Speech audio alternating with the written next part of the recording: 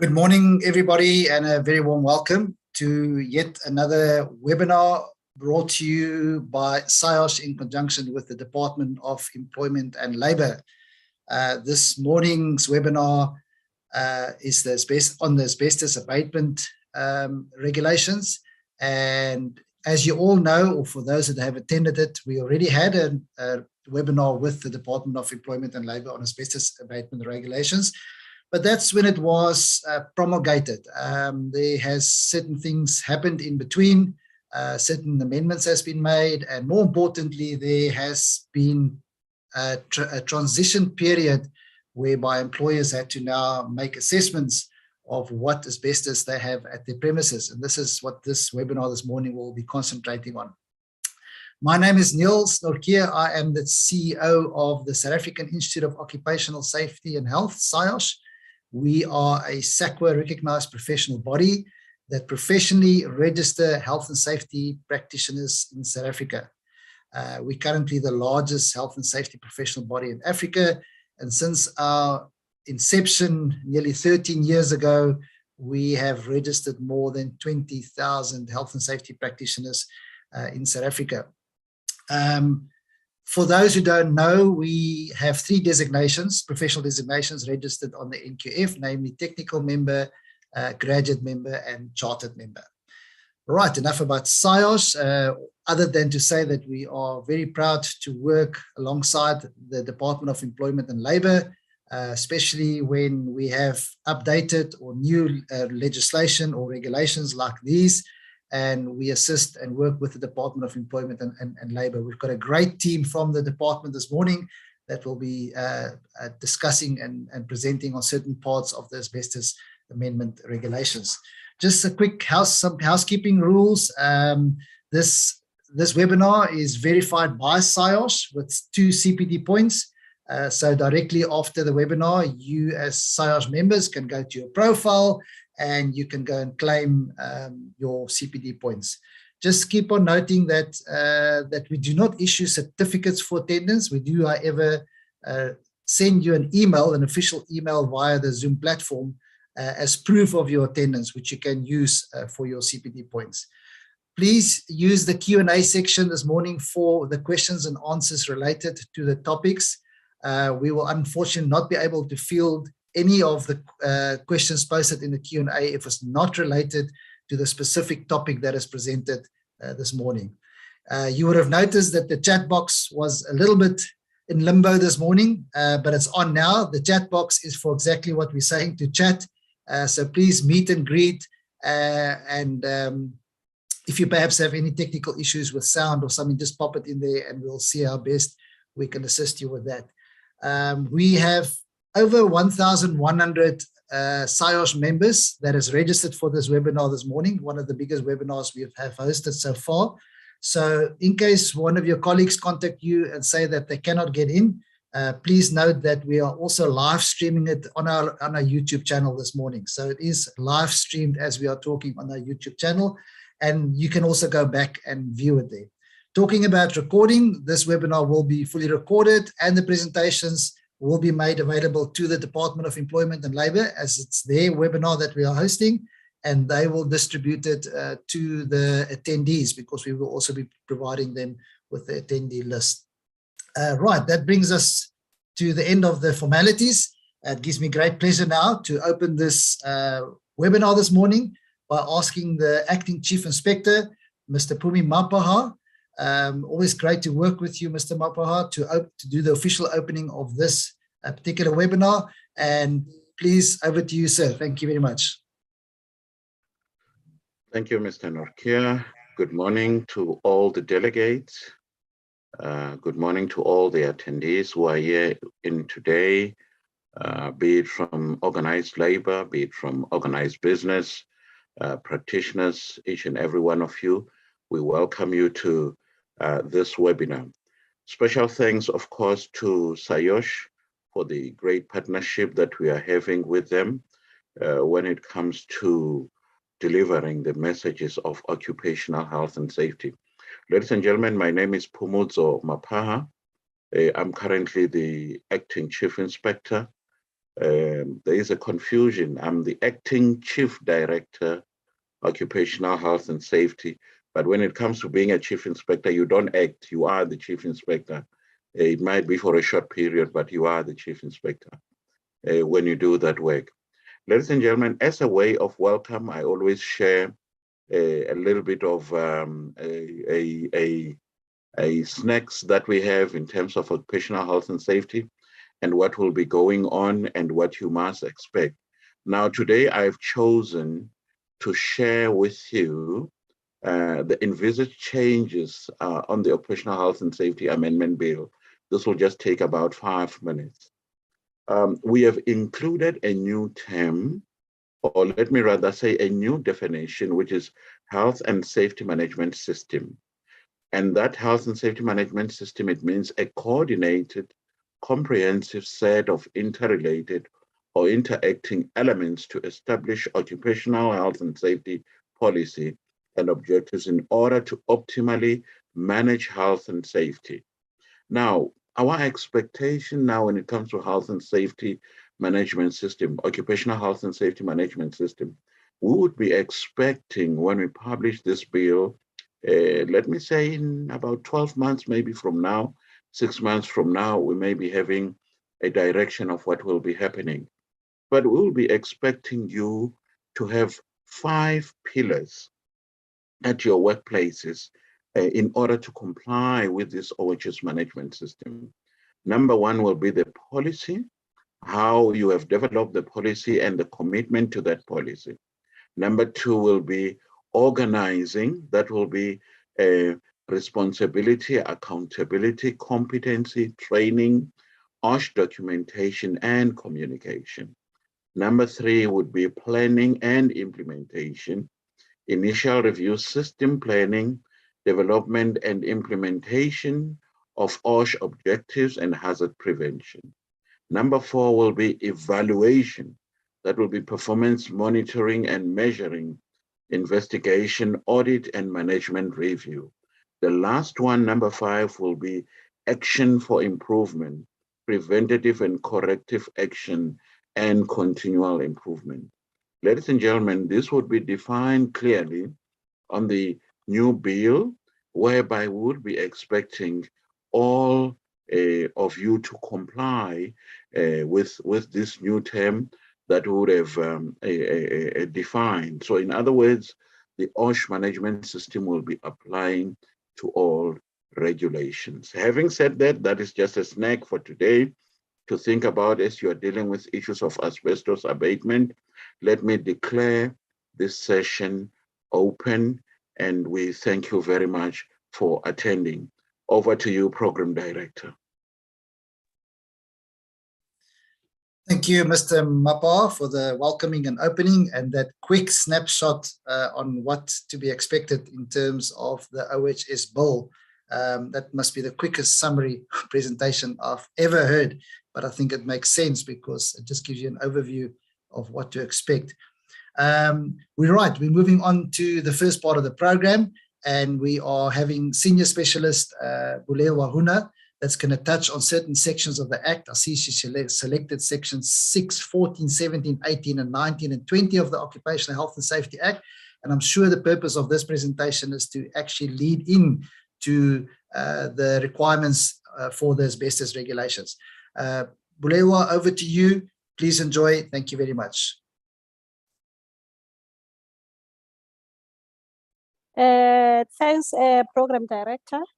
I've actually amended the presentation to talk to introduction to Occupational Health and Safety Act 85 of 1993, because I presume all the delegates are familiar with the requirements of the Act, as this has been out there from 1993. Sure. The slide seems to be frozen. We can see it, Bulewa. Just see if you can go through them quickly. No, because I'm pressing the next slide and it's not moving. Maybe we can share from your side. I did send it to Alice. Sure. I can do that. Give me one moment. Sure. Okay, let me unshare. Thank you.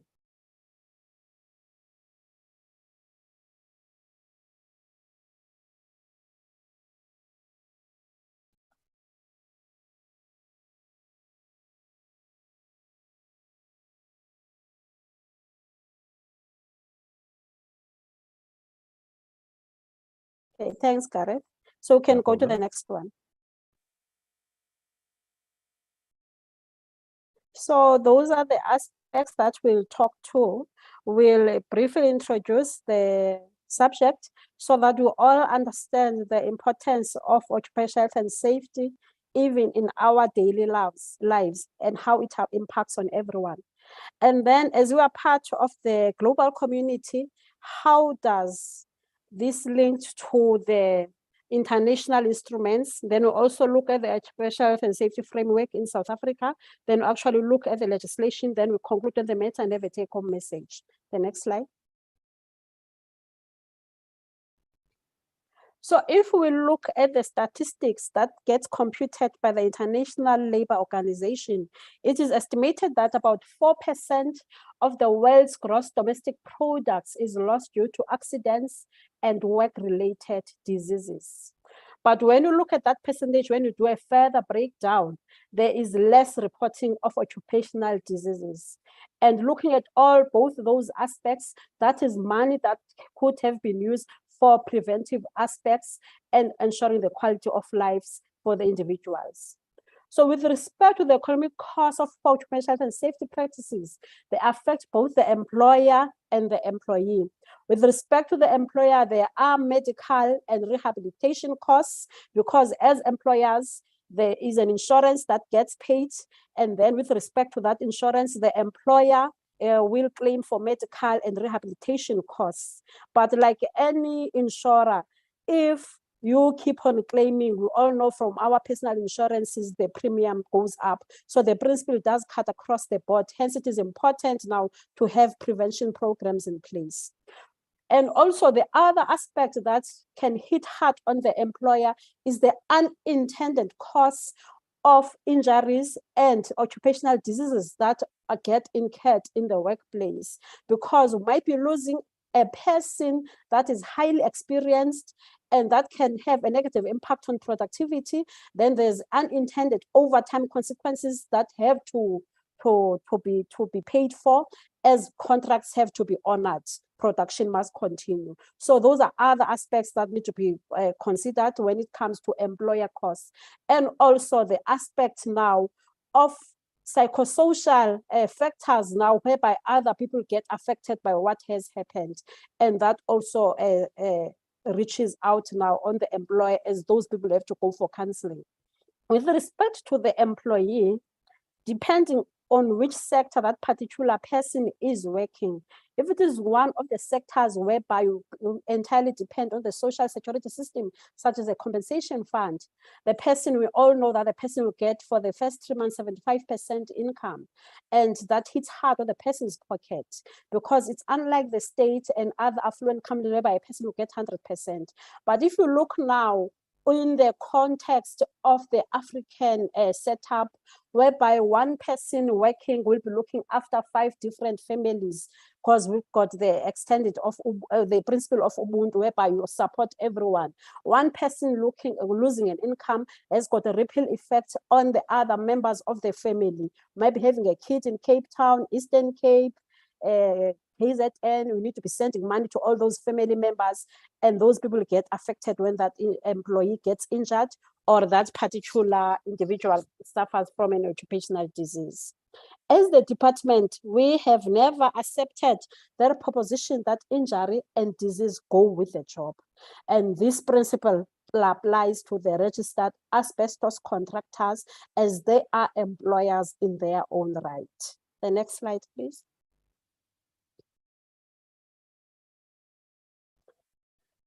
As already mentioned, we are part of the global community, and South Africa is a member state of the International Labour Organization. In 2019, during the International Labour Conference, when the ILO celebrated a centenary, there was a declaration that was adopted by all ILO members. That is your International Organization of Employers, your International Trade Union Confederation, as well as the different governments that are member states. It was at that time adopted that safe and healthy working conditions are fundamental to decent work. So that was taken just before COVID, 9 months before COVID, and COVID hit us in 2020. On 10 June 2020, all the ILO constituencies agreed to the decision that safety and health at work is a fundamental right. And when you go to the Constitution of South Africa, the Bill of Rights, that little sentence, section 24A, it entrenches that right. So it has also been declared internationally that safety and health at work is a fundamental right. It is a right that cannot be given or taken away. So meaning that now Convention 155 and Convention 187, which were initially technical conventions, they are now fundamental conventions. So both those conventions, they bind and as they address the aspect of occupational health and safety within the different governments. So it doesn't matter if a country has not ratified those conventions are now binding. However, South Africa had even before ratified Convention 155, and our OSH legislation is aligned to Convention 155. So this decision of 10 June 2022 is even more significant today, as it ensures that safety and health at work is indispensable. And this is important when asbestos contractors are undertaking asbestos projects, because that fundamental right and principles has to be observed when that work is undertaken, meaning that there must be commitment to significant health and safety improvements which go beyond legal requirements. The next slide, please.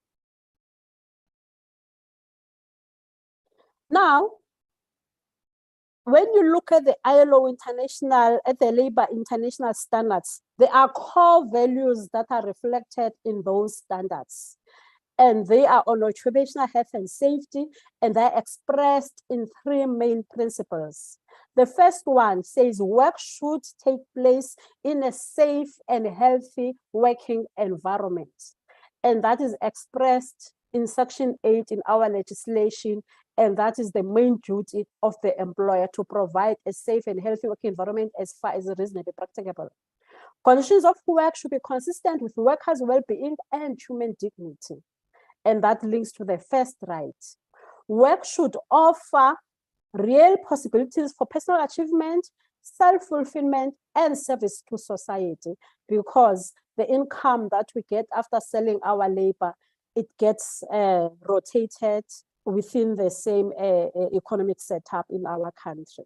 The next setup, the next slide.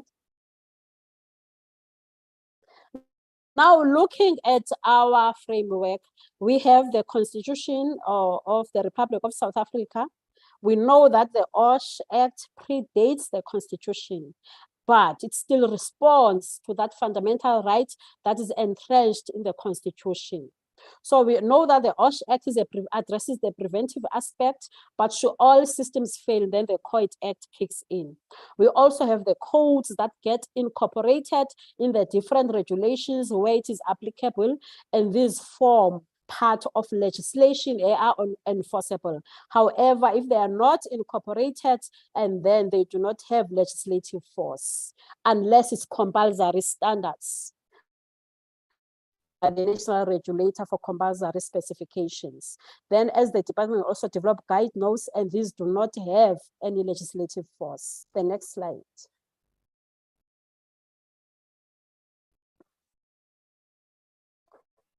Those are the 22 pieces of regulations that the department has promulgated in terms of Section 43(1)(a) of the OSH Act. As asbestos contractors, you need to assess the different projects that you are working with and check which regulations are applicable in the setup where you are working, because it is not only the asbestos abatement regulations that are applying, the different regulations will be applying. Because we can look now, you might be in a construction setup, working there, meaning that the construction regulations, you will apply them whilst applying the asbestos abatement regulations. Might be using driven machinery, might have electrical installations, we might be having other types of machinery that we're using, we might be having general administrative regulations, general safety, they will definitely apply. And I presume that you're not using children, so we'll not talk about the regulations for the safety of children at work. Environmental regulations will definitely apply, economics regulations will apply, facilities regulations will apply, your noise induced hearing loss regulations, your pressure equipment, because we'll be using pressure equipment. Considering that COVID has shown us that there can be encroachment of biological agents in the workplace, even the regulations for us as biological agents will apply. The regulations for us as chemical agents will apply. It is obvious then for asbestos abatement regulations, meaning that when you have that particular project that you need to undertake, you need to assess the type of project that will be involved in and check now in terms of the processes that you'll be implementing, in terms of what you need to place for, in terms of OSH, what are the regulations that are applicable in that setup, because it's not a one size fits all. So all these regulations that have been promulgated in terms of the OSH Act, they are meant to prevent accidents, injuries, illnesses, and diseases. The next slide.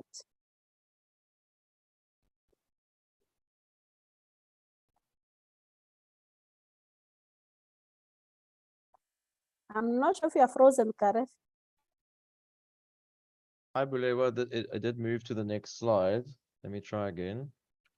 I'm still on that. Yeah, now I can see the next There we go. slide. Sorry Maybe about there's a that. time delay then on my I side. think so, yes, yeah. Yes. Just tell me if you can't see it Yes, like you did now. Thank you. Okay, thanks. So when any legislation is written, there is a purpose. So the purpose of the OSH Act is to provide for the health and safety of persons at work. It also provides for the health and safety of persons in connection with the use of plant and machinery. In the legislation, there is a definition for that. It also it's for the protection of persons other than persons at work. That's how you've put public in brackets, as these people may be affected by the activities that are being undertaken. So this is key for registered asbestos contractors, because wherever you are undertaking your work, whenever you do those risk assessments, you must consider that there may be other people who are not part of the organization who may be affected by what you are doing. Then the last part is the establishment of the Advisory Council for Occupational Health and Safety and to provide for matters connected therewith. So with respect to any legislation or regulations that relates to OSH, the Advisory Council will advise the minister whether this should go for public comment or the minister should sign for final gazetting, as the technical committees have finalized their work and all processes have been followed. The next slide.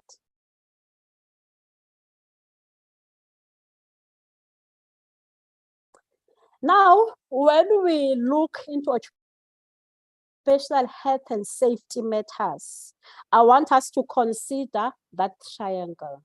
There is a term that we love in South Africa, which is called social dialogue. When it comes to health and safety, the employer cannot be sitting in a little corner deciding what should happen when it comes to health and safety matters. Even as the department, when we write legislation, we follow the social tripartite arrangement. We implement what is called social dialogue. So in that triangle, you can see we have employers on the other side. Then we've got employees on the other side. If we've got 1,000 employees, you cannot be negotiating with everyone. That's why the legislation talks to now health and safety representatives.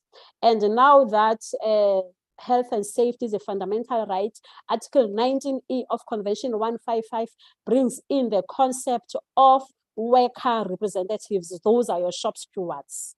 So these are the people that represent the interests of the workers when it comes to issues of health and safety. Then there we see the Department of Employment and Labor on the other part of the triangle. Then there's the other part that will be on the employer side now, the different disciplines between the organizations, your safety professionals, your occupational hygiene practitioners. You'll have people, your HR practitioners, because they come with all these policies that impact on health and safety matters, your engineers, and all other disciplines that have got a critical input on health and safety matters. These are the people that will bring technical support to the employer. Then all those different groupings, they need to be talking together and discussing together to come up with systems that will ensure that there is a safe and healthy working environment. So that is what we will call social dialogue. Next slide.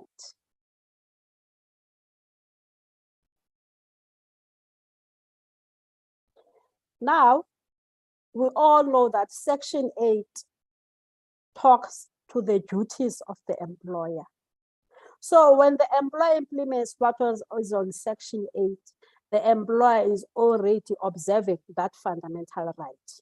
So it is required that employers provide and maintain, as far as it is practicable, a working environment that is safe and without risks to health. So when you look at Section 8.2D, because you saw in the snapshot that was given by Mr. Mapaha, he talked about the health and safety management system. There was always confusion that the department does not refer to it in the current legislation. But when you look at Section 8.2D, that is the starting point of a health and safety management system, because there must be establishment of hazards and precautionary measures attached to any work that will be conducted. The expectation is for employer who follow a PDCA approach. But now in the bill, that has been explicitly explained, put in there, so that there is no more confusion. The next slide.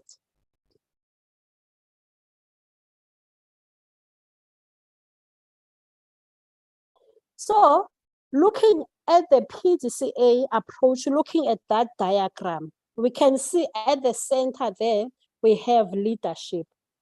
There's nothing you can do without leadership, because the employer needs to provide leadership at all times, because that will be through your human resources, that will be implementing the system, that is the individuals that will be championing the program, and the financial resources that are required for systems to be implemented.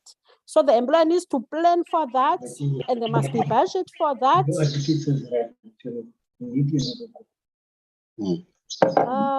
Someone is talking. I've muted them, Bulewa. Sorry about that. Okay, thanks.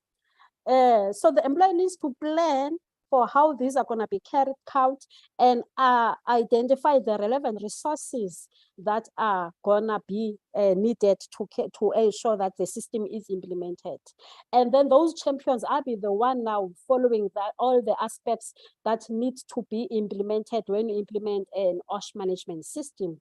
Then there will be review stages whereby the employer now through these individuals will need to check if the system is still relevant, because you need to realize that in terms of the different regulations, the risk assessment, exposure monitoring, those aspects need to be conducted every 2 years, unless there's an incident or an occupational disease that gets diagnosed, or there are new processes that have got significant changes. And then all these changes, corrective measures need to be implemented. So implementing the process is a continuous cycle. So the aspect of leadership plays a crucial role in the successful implementation of an OSH management system. It is important that through leadership, there is commitment to significant health and safety improvements, which goes beyond legal requirements. It must not be a paper exercise. When the inspector arrives, the inspector must be able to see that what I have here on paper is matching to what is in the workplace. Next slide.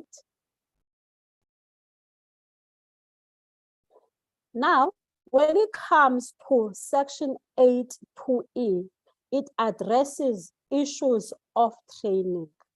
And then the context of reasonably practicable comes into play, because we know in terms of the South African context, the level of education is not the same. And it's also critical when it comes to the registered asbestos contractors, because some of the people are not highly educated, but they still need to get the training that is required so that they can work in a safe and healthy environment. So it becomes critical that the training that is offered addresses the needs of those particular organizations so that people can work safely. And this training must be done prior to the commencement of the work that needs to be done. We are not specifying where the training must be done. It can be in-house training or outsourced when it comes to general OSH requirements. But the asbestos abatement regulations are specifying other aspects of training, but Elise will highlight on those matters. And also, people need to be trained now. Should a dangerous occurrence occur, how do they respond to that? Then also the training has to be evaluated to ensure that it does achieve its intended goal. So that is not just a paper exercise, it's a tick box that training has been done. The next slide.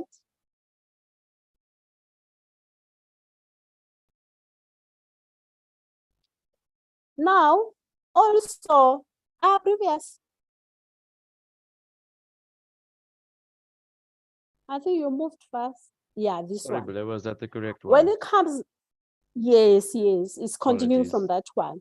No When worries. looking at section 8(2)(e), it must be read with section 13 of the Act, which is still another duty of the employer, the duty to inform.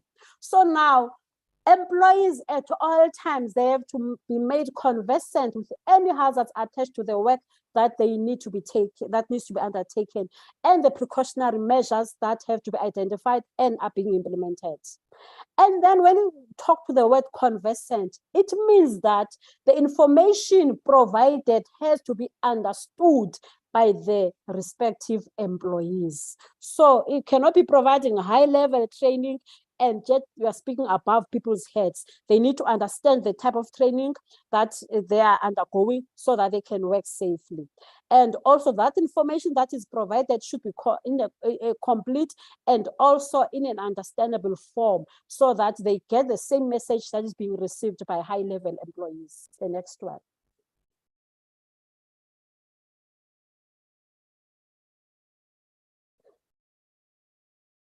Now, A2F addresses the implementation of precautionary measures because precautionary measures have to be implemented. So whatever has been identified as a precautionary measure, it has to be implemented. And that is what the inspector will also check for, whether the precautionary measures are being implemented. And also the measures being, the precautionary measures that are being implemented, the people are also conversant on those precautionary measures. When looking at the specific provision of A2G, it requires now the employer to have control over the premises where work is being done.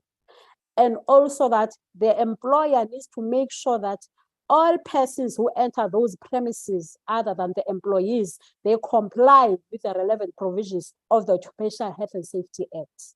Because it should be noted that if the employer does not enforce compliance to health and safety provisions, the employer is not complying. So you cannot leave it to the individual and not enforce. The next slide.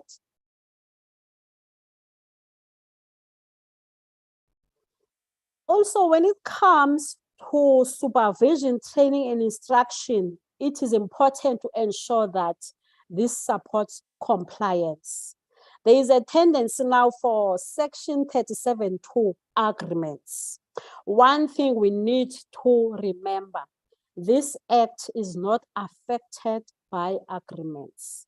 Signing a Section 37(2) agreement does not mean that you as the principal contractor or as the main contractor or as the client, you have relinquished your responsibility. Arrangements must be in place to ensure that there is compliance to occupational health and safety requirements. Next slide. I've already indicated that health and safety measures must be enforced, meaning that now employers can devise their own in-house rules for enforcement of policies or health and safety measures. but these must be in line with the Constitution, the Labor Relations Act, and the Basic Conditions of Employment Act, and not conflict with the fundamental rights of the employee. So when you read the OSH legislation, it must not be read in isolation. It must be read with all those pieces of legislation because we're dealing with one individual. It should also be clearly understood that if employers do not enforce, then they do not comply with the provisions of the Act. I'm repeating it so that the penny drops. Next. When you look at aspects of supervision, it should not be confused with general supervision. Supervisors need to have the authority that is given to them by virtue of their position. We do not want a supervisor that will see people not working safely and not have the authority to stop that. So the appointment letter, the job description, the performance agreement in terms of what we do in government, those are the key things that will give this person authority. Next. Now, we've been talking about the employer all the time, but we've got two hands. The left hand needs to know what the right hand is doing, because both hands need to work together to make sure that the systems put in place are working for everyone. So there are duties that have been given to the employer, both in the OSH Act and also in the asbestos abatement regulations. In terms of the OSH Act, any employee needs to take reasonable care of their own health and safety and that of others who may be affected by acts or omission, meaning that you are your brothers and sisters' keeper. You see your colleague doing and conducting an unsafe act or undertaking an unsafe act, you stop it. It is your responsibility as an individual. There must be cooperation with the employer to ensure that there is compliance with the Act, meaning that the procedures, the control measures that are put in place, they must be complied with. Any lawful instructions that are being given by the employer, their health and safety rules, they must be obeyed. Any unsafe situations, they must be reported to the employer. Do not keep quiet and say that is not my responsibility. Next slide.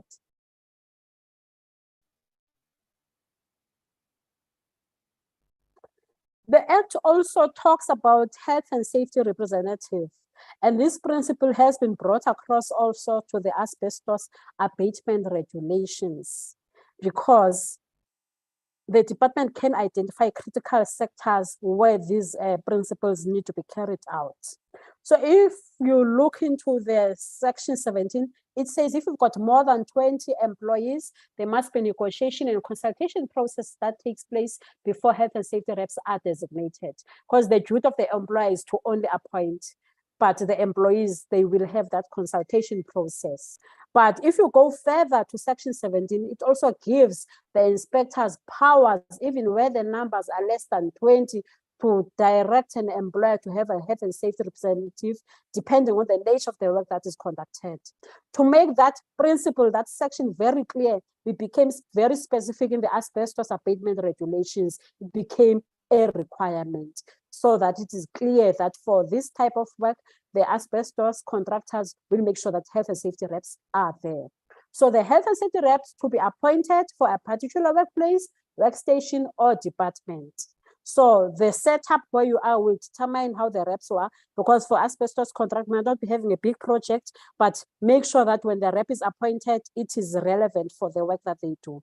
Only full-time employees. I presume for the period of the project, they will be deemed to be full-time. The period of office will also be specified. There must also be facilities, training, and assistance provided to the reps, and must also be empowered to investigate circumstances of any incident that has occurred, even if it occurred in their absence. The next one. So when you look at general administrative regulations, it outlines what needs to happen now with respect to the negotiation, nomination or election and the term of office, the manner to remove, how the functions need to be performed, the facilities training assistance that need to be provided. So meaning that in the agreement that is done between the employer and the workers, it doesn't matter if there's no union, there must still be an agreement that is in place in writing outlining all that particular process. So general administrative regulations, it outlines how that agreement needs to entail. We call it a collective agreement. But if there are disputes with respect to these issues, the Department of Employment and Labor does not deal with disputes. Such matters must be taken to the CCMA. Next slide.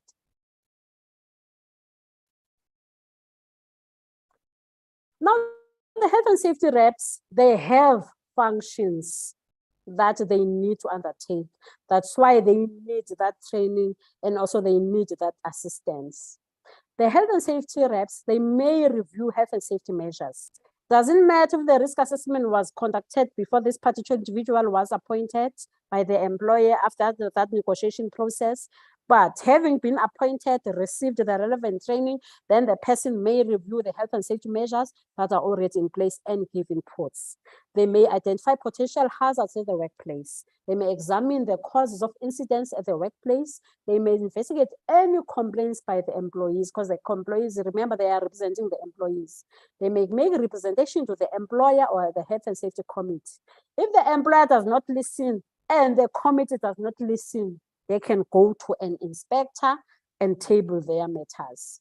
They may also inspect the workplace at agreed intervals and also attend the health and safety committee meetings. Next slide.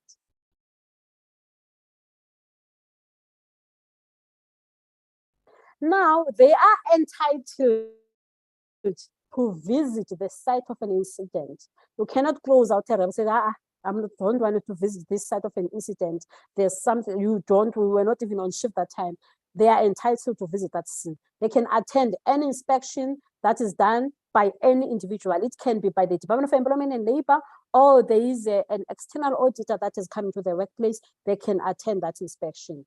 They can attend any investigation or formal inquiry held by the inspector. They can inspect any health and safety document. They can accompany an inspector or any inspection authority that is there, or any technical advisor that will be there. They can also participate in any internal health and safety audits that are being undertaken. That is why the employer has to provide facilities and training and any assistance required. Next slide.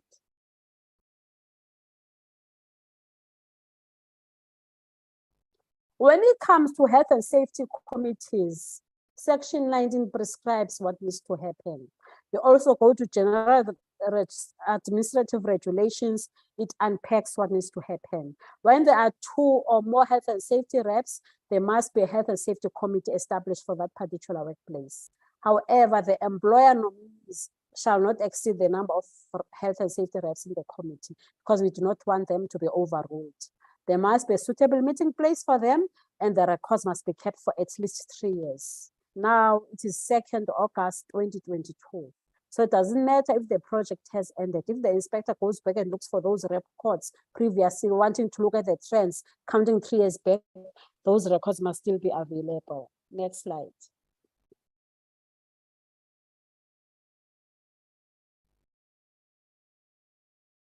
The committee, similar to the reps, they also have the functions. So the health and safety committee, because the reps, they will come and table their findings to the committee, having also giving recommendations.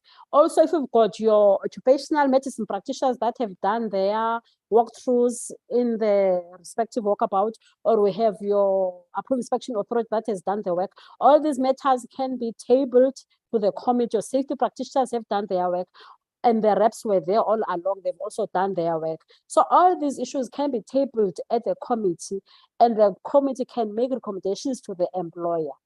And where these recommendations are not effected, they can also report to the inspector.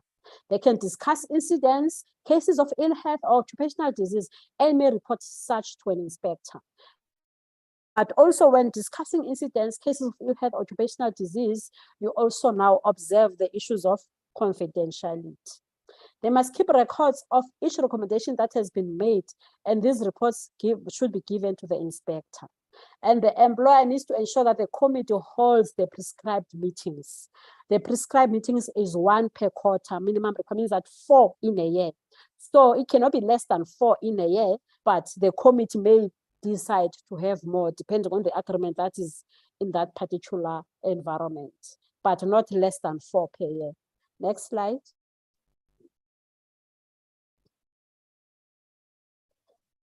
Reporting of incidents is very important. Section 24 prescribes the types of incidents that need to be reported. So when you go to General Administrative Regulation 8 and General Administrative Regulation 9, they unpack also those issues. So when you go to Section 24, it will list all those incidents. We'll just talk to them on the next slide. So any investigation needs to be initiated within 7 days. And that should include the name or names of the employee or employees that were affected, the address of the injured person. Maybe the person is so traumatized and decides to go back to KZN or Eastern Cape or wherever. So the department needs to be able to trace that person and be able to find out what has happened. So the address and name of the user, the employer or self-employed person in relation to that incident. The next slide.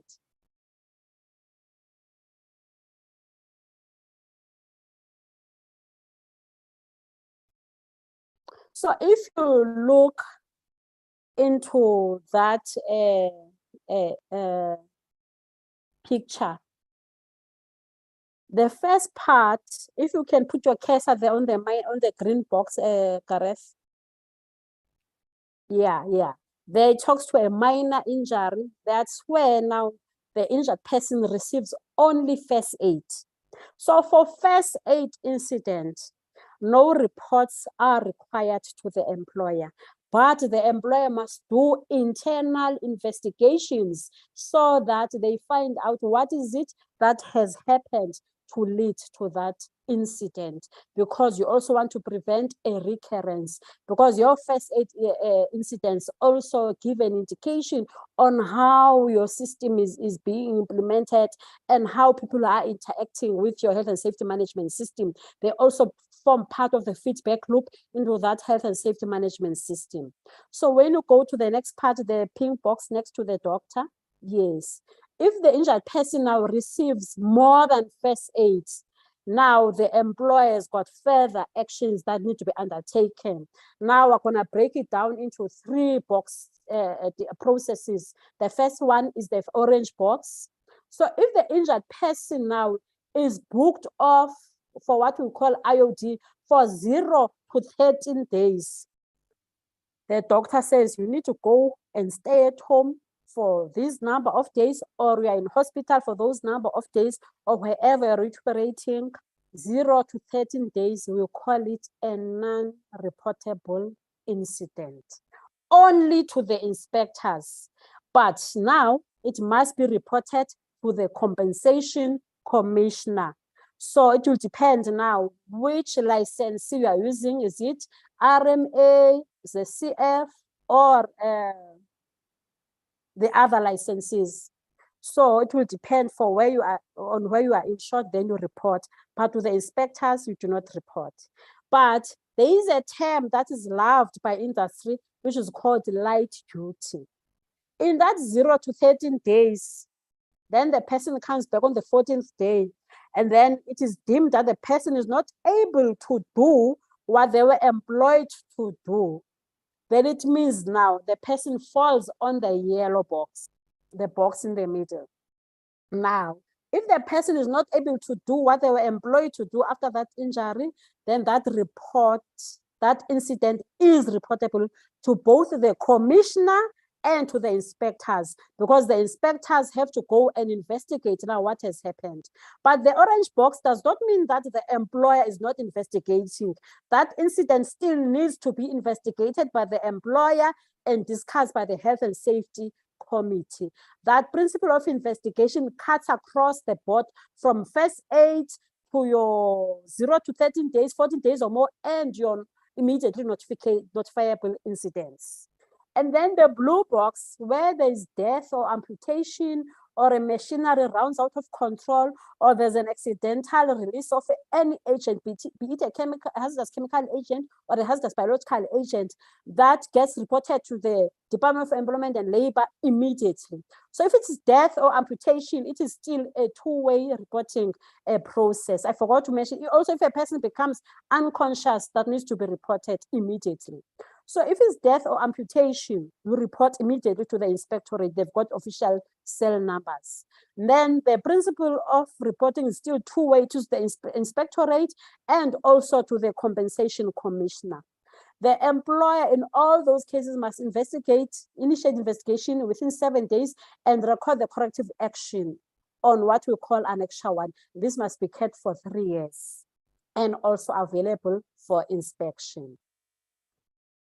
We can, there, we've already indicated that on the orange box, no report must be sent to the department, but it must go to the compensation commissioner. But for the yellow and the blue box, the report goes 2 ways. The same report that is sent to the compensation commissioner, the WCL2, is the same report that will be sent to the inspectorate when that reporting gets undertaken. Next slide. With respect to reporting of occupational diseases, also General Administrative Regulation 8 addresses that the medical practitioner has to report within 14 days of diagnosis. It is not saying the occupational medicine practitioner. Even a GP, if a GP was able to diagnose that person and link to the environment where that working environment where that person is coming from, then that GP must report to the chief inspector within 14 days of diagnosis. Next slide.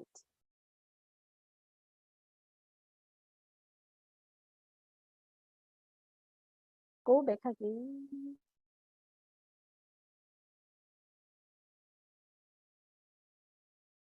Okay, the next one, Karen. Sorry to move fast. Yes. No problem. Let me just make sure it's section 26 now, Bulewa. Yes, yes, yes. All right.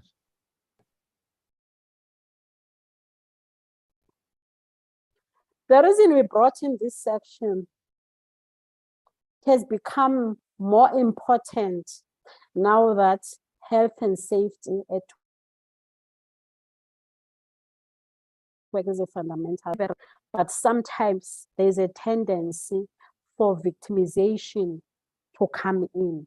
So this section is very important because that is just now to bring back the message to the employers now that when people report, they must not be intimidated by the employer because they will be doing their legal responsibility in terms of section 14. When the health and safety reps report, they will be doing their responsibility in terms of section 18. When the committee reports, they will be doing their responsibility in terms of section 20 of the Act. So victimization is a no-no. So the employer, when these reports get submitted, the employer is not allowed to dismiss an employee or reduce the rate of remuneration or alter the terms of their employment to less favorable ones, or alter the position of that particular individual to his or her disadvantage. Also, the employer is prohibited from using medical surveillance results to disadvantage employees or to intimidate them. However, when it comes to victimization now, it's dealt in line with the requirements of Basic Conditions of Employment Act and Employment Equity Act, and these matters will be taken to the CCMA. Next slide.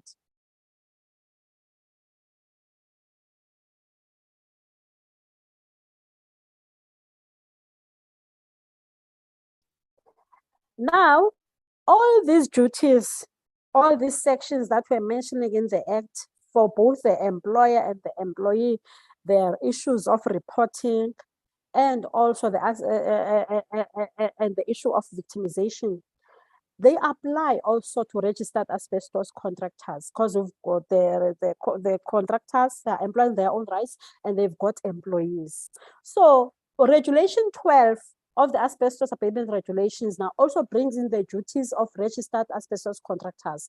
And this must be read in conjunction now with the duties of the employer in the Act, where that's why we started with the Act. So in the case of type 2 and type 3 asbestos work, The registered asbestos contractor must appoint a occupational and safety representative following what is in section 17 and also following what is prescribed in General Administrative Regulation 6. Next slide.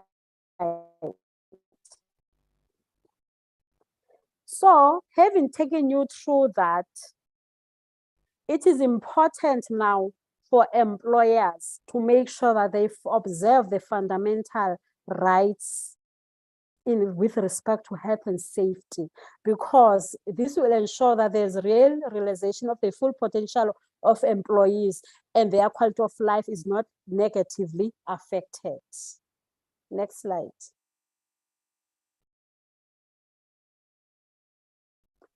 So OHS programs in the workplace, they promote a positive culture, because when workers feel that the systems there are protecting them, they also contribute more and become more productive, because they support and contribute to the shared business goals, because productivity increases and it improves business performance. And it also ensures that the fundamental rights to health and safety are observed. There are benefits to implementing OHS programs because there will be fewer injuries and illnesses, reduced cost of workers' compensation claims, reduced disruption of operations, because when people get injured or people suffer from ill health or get diagnosed with occupational disease, it disrupts operation. There will be higher return to work following injury or an illness. There will be improved work practices, and this will lead to increased productivity and competitiveness, because these are the things that you can put in when you bid for more projects and so forth. To also improve job satisfaction, employee morale, and also there will be better employee retention. Next slide. So the take-home message is that as the employer, you cannot do it alone. The predominant factor for ensuring a safe and healthy working environment is cooperation, because there must be collective ownership and interactive collaboration in the implementation of initiatives and interventions that have been identified in the workplace. We need the government through the inspectors, we need the employer and the different cognate disciplines that are within that environment. We need the employees through their representatives that will make sure that there is a safe and healthy working environment. And also when it gets reviewed, it also adds value to what is being done in that particular company. Last one. Asante sana. I'm done, Gareth. Thank you very much, Bulewa.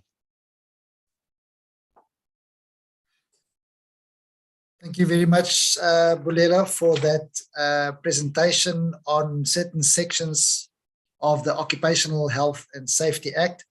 I must say, having been in occupational health and safety for over 30 years, one actually not forget, but it's actually quite great to get a bit of a refresher on certain basic aspects of the Occupational Health and Safety Act, which you did. Thank you very much for that.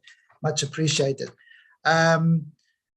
Also, I think it's important the sections that you did handle to also tie in with the asbestos abatement regulations. If I can maybe ask for you to stop share your screen at this stage so we can move on with the program. It's Gareth who's sharing. Oh, sorry, it's Gareth sharing the screen. Gareth, can you please stop sharing the screen so I can introduce the next person?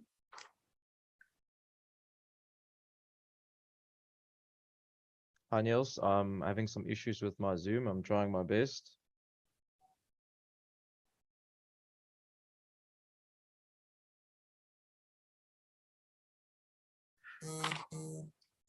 Okay, in the meantime, I will introduce the next speaker. So we're actually moving on to the asbestos abatement regulations now. In fact, the heading of the program or for this specific topic says important aspects relating to the asbestos abatement regulations. And this will be presented by another specialist from the Department of Employment and Labour, Elise Lawrence. So Elise, if I can ask you to please put your camera on at this stage and share your screen. Let's see if it will take over the screen that's on at the moment so that we can hear your presentation on important aspects relating to the asbestos abatement regulations. Thank you, Elise. Over to you.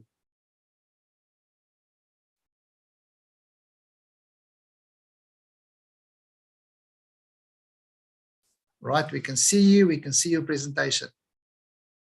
Great. Thank you so much, Nils, and good morning to everybody. Thank you for this opportunity. And yeah, hopefully you will get something useful from this presentation today. Yeah, I formulated the topic of the presentation specifically to address, you know, important aspects, and the intent is obviously not to go through the entire regulation, regulation by regulation. It's quite a lot, so we won't be doing that today. I'm just trying to make that a little smaller. There we go.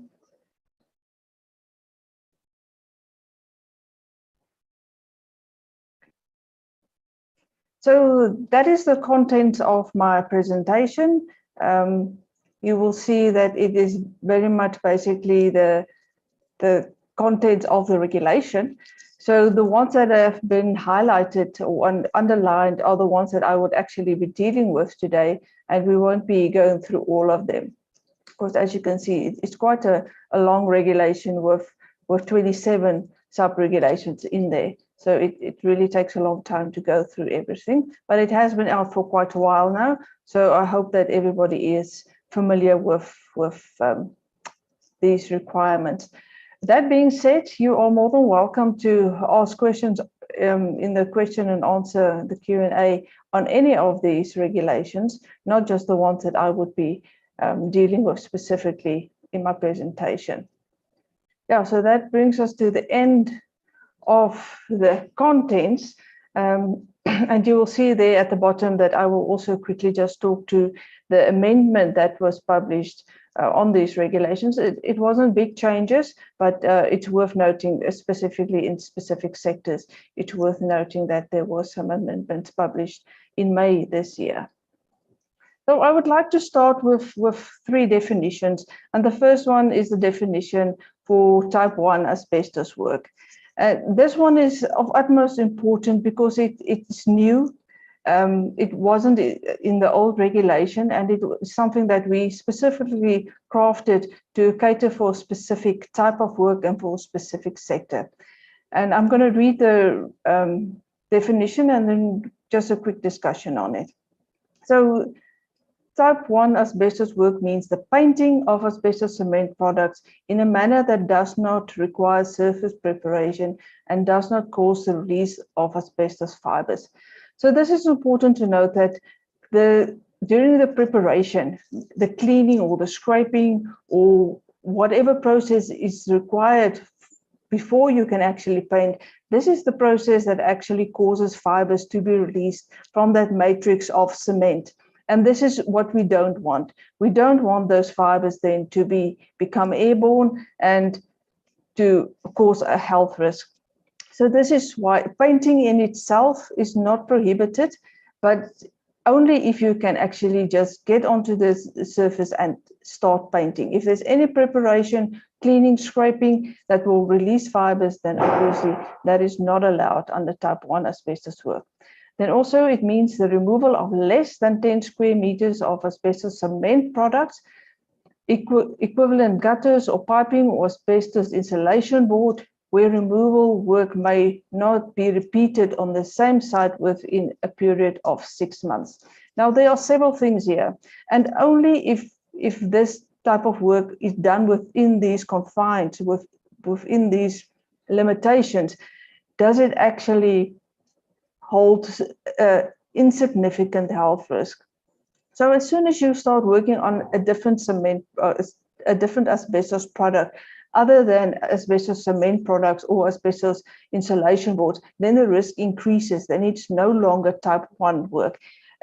If you start working on more than 10 square meters, then the risk increases. Then it's no longer type 1 asbestos work. If it is work that it needs to be repeated within 6 months, on the same site by the same person, then it's no longer type 1 asbestos work. Then it needs to move into one of the other categories. So it's very important to take note that only within these confines, within these limitations of size, type, and time, do we actually consider this work to be of negligible health risk. Anything else, the risk increases, then we can't safely say that you can safely work on this asbestos products without incurring health risks. Then we move on to type 2 asbestos work, means the repair or encapsulation. Now, encapsulation is very similar to painting. It is just often a thicker application to the asbestos cement product, but once again, also in a manner that does not require surface preparation. So if any preparation or cleaning or scraping is required, then it cannot be done. If you can just get on there and paint or encapsulate, yes, it can be done. The removal of asbestos cement products or asbestos insulation board, obviously these are quantities of more than the 10 square meters, and this work requires for a registered asbestos contractor with the chief inspector who is registered specifically for type 2 asbestos work.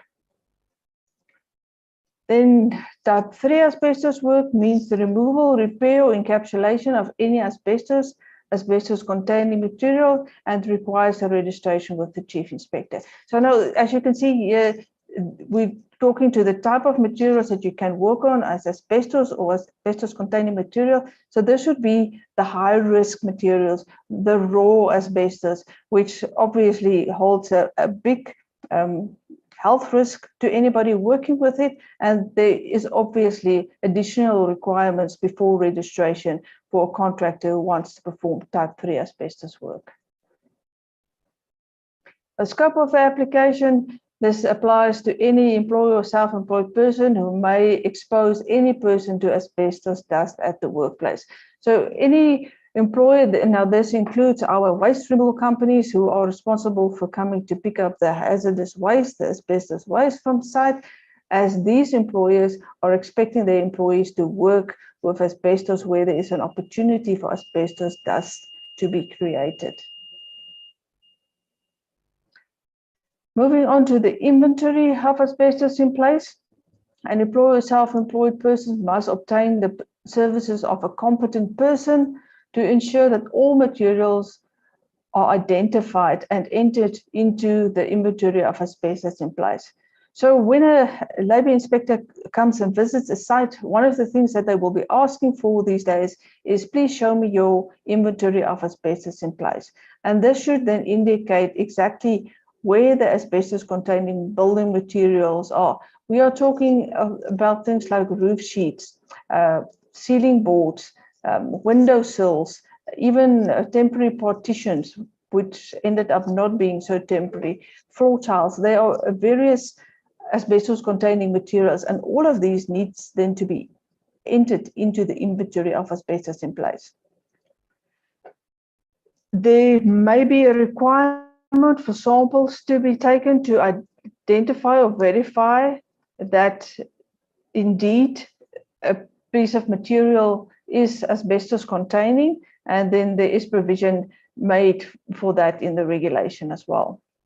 The inventory of asbestos in place must contain the following information. So this is the minimum requirement that should be in that document that is then called your inventory of asbestos in place. It leaves an opportunity for the employer to add additional information in the inventory, but at the very least, it should address the following aspects: the date on which the material was identified, a description of the material. So you would say, for instance, it is ceiling boards, it is in boardroom B, the quantity, how many ceiling boards. It can either be a number of the ceiling boards or it can be a square footage of material. The extent of deterioration, so there would be a little description. Is it intact? Is it painted? What is the state of that piece of asbestos containing material? The location, as detailed on the floor plan. This just makes it very easy for everybody to find it and know exactly where the asbestos containing materials are. A confirmation of the labeling, a yes or no, has it been labeled in accordance to the regulation? The risk categorization, this will be based on the level of deterioration. So if it is in bad state of repair and there are a risk of fibers being released, then obviously the risk category will be higher. And then a description of the potential exposure scenarios. So what we're looking for here is, for instance, if it is side panels to a building, then there is a risk that maybe vehicles, forklifts might drive into those panels. So that would be a potential exposure scenario.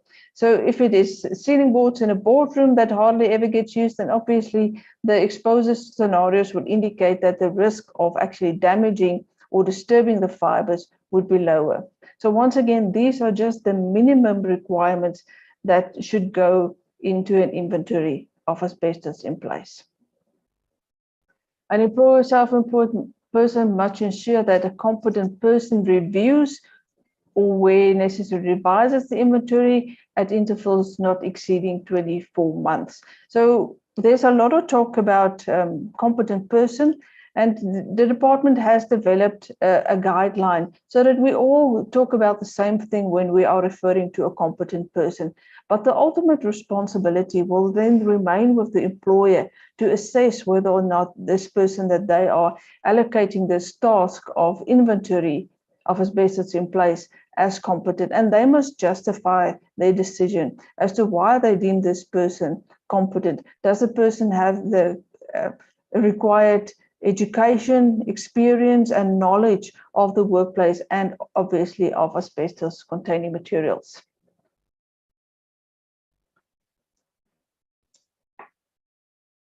The employer, self-employed person, or asbestos client must ensure that a copy of the inventory of asbestos in place or relevant part thereof is given to the mandatory. So anybody that is contracted on site must be provided then with a copy of the inventory of asbestos in place where there is a risk for them to obviously come into contact with these materials.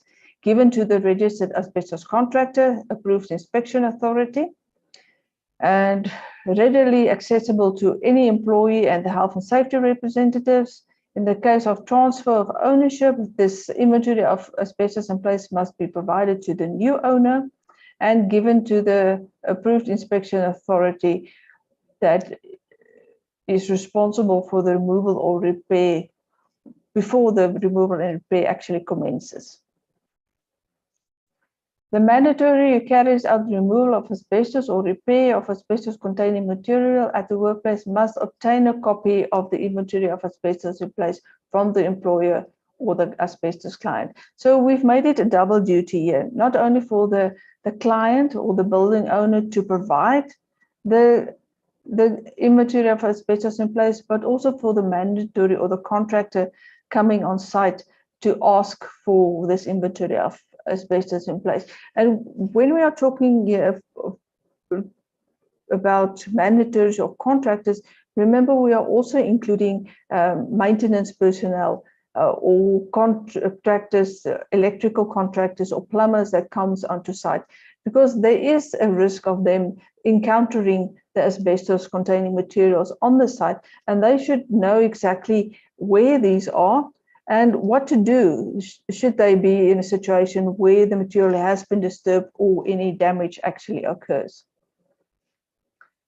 In the event of work carried out in the workplace and the potential exposure to airborne asbestos, the employer, self-employed person, or asbestos client must ensure that the person authorized for such work is given a copy of the inventory of asbestos in place. So that just indicates that if somebody has got a potential of disturbing this material, then they should be provided with the inventory so that they can adjust their work procedures accordingly and make sure that they don't expose themselves and don't cause any damage that would later expose anybody else.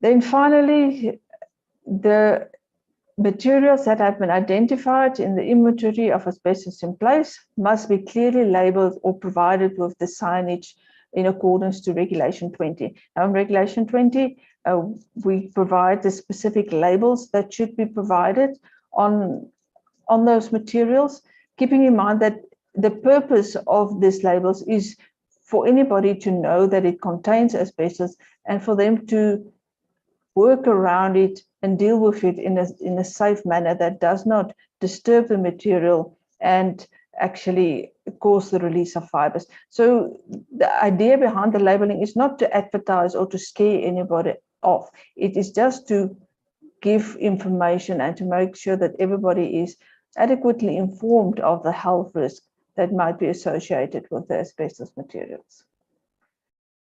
Now, this is not even an example. This is just another way of putting the minimum requirements that should go into an inventory of asbestos in place. So this is just a different way of repeating what is in the regulation already. So we want a description of the material. We want a date of entry. When was it actually identified and included in the inventory of asbestos in place? The location, a reference on the floor plan, an indication whether or not the signage or the labeling has been provided, the risk categorization. This is obviously linked to the risk assessment and the potential exposure scenarios, things that could happen in the vicinity that could actually cause the release of fibers and obviously increase the health risks. Now, asbestos risk assessment, this is Regulation 5. I'm not going to go through these slides, but I did include it here because it's actually just a repeat of what is in the regulation itself. So I wanted you to have it, but we'll have a very detailed and very practical presentation on a basic risk assessment later from Mr. Warren Mallon. So I'm just quickly going to go through these slides. I just wanted you to have these available should you in future need to refer to them specifically. Now, this regulation also provides the minimum requirements for a risk assessment. What should be in the risk assessment, the categorization, how it should be done. And once again, this is the minimum requirements. An employer can decide that they want to provide additional information and maybe have a fancier risk assessment. Also keep in mind that the risk assessment would be site specific. So then for every site, there should be a risk assessment, and including in that when the decision has been made to actually start removing the asbestos containing materials, then an additional risk assessment would be required for those processes specifically. Then moving on to the asbestos management plan. So this then requires for any building owner or occupier of a building to develop a management plan. Now, the management plan is something new, and it also it moves us towards the actual abatement of the regulation. And this is the title of the regulation, and as you would have noticed, it has changed. So the intent is that we would start, as a country, start moving away from asbestos in our buildings. And this regulation for the management plan is how we're going to achieve that. If asbestos containing materials are identified as required in Regulation 3, the employer self-employed person must ensure that a written asbestos management plan for the workplace is prepared by a competent person. Once again, competencies is referred to here. It should be somebody that knows something about asbestos, that knows something about a management plan. So to be honest, if you're going to ask me what should be in a management plan, then maybe you are not the competent person that should be developing the management plan. So where asbestos containing materials have been identified in the inventory of asbestos in place, a specific procedure which will, as far as reasonably practical, reduce the risk of exposure to employees as well as incidents of asbestos exposure.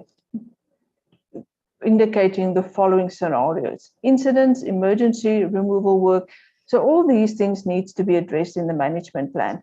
A policy, procedure, and implementation plan for the phase out of existing asbestos-containing materials at the workplace. So what we want here is for every building owner or employer to develop their own procedures and indicate in that management plan their phase out time period for the asbestos-containing materials. So the management plan should include the principles of reason and practicable, the reason, sorry, I just can't see my bottom slide there. The reason for the decision, why you are taking the decision to either keep the asbestos or remove it or paint it. So yeah. Let me just go back. Sorry about that. There we go. So this is what you would want to see in the management plan, is to decide whether or not you're going to keep the asbestos containing materials in place. How are you going to maintain it so that it doesn't cause a health risk? And then your decision, why you have taken that decision. And the cost isn't always the best motivation for why you decide to keep something in place. And then also, you need to indicate in the management plan your phase out plans. So eventually, everything within the management plan has to, at the end of the management plan, indicate when you will actually be removing and finally dispose of all asbestos containing material. These dates and these timeframes are up to the individual. The employer or the building owner can then decide within their own time frame, I can still maintain these asbestos containing materials in a good state that would not cause a health risk for the next 15 to 20 years. And only after that would I look into final removal and disposal of it. So the phase out time period is on an individual basis. As we as South Africa as a country has not committed to a specific phase out or ban, a cutoff date when all asbestos materials must be removed. But this management plan pushes all employers and building owners to indicate when they will themselves be removing and, you know, have a cutoff date for the asbestos in their buildings. The management plan must be reviewed at intervals not exceeding 8 years. And once again, this is not an example. This is, once again, just a repeat of the minimum requirements of what should be in a management plan. So you would expect to have a unique identification number so that you would know exactly where this material is. And this would most probably link back to your inventory of asbestos in place, a description of the material, a location on the label, and also the labeling, has a labeling been provided on those materials, the quantity in square meters, the state of repair or a description of the materials, and then what is your plans for next year? And what are your plans for the next 5 years? What will you be doing with this piece of material for that time period? And then on to 10 years. And your management plan may go up to 15 or 20 years, and including in those time frames exactly what would be your actions to maintain it, or other than maybe you decide in 10 or 15 years and I'm going to finally be removing this and dispose of it. So it will be indicated in those time frames. And then the possible incidents or emergencies that could occur, is there a possibility of damage, and what would that be? And then the final disposal method, what would be the plans then for final disposal and the final disposal date. So the management plan, as I say, will end up with the phase out of the asbestos in place. It might be helpful to say that the inventory of asbestos in place and the management plan could be one document. It really depends on whoever is drafting it and the use of it. It can be one document from the department side. We just want to see that all of these aspects, these minimum requirements, are addressed in the document. It can be 2 separate documents. It really it's up to the employer to make that decision.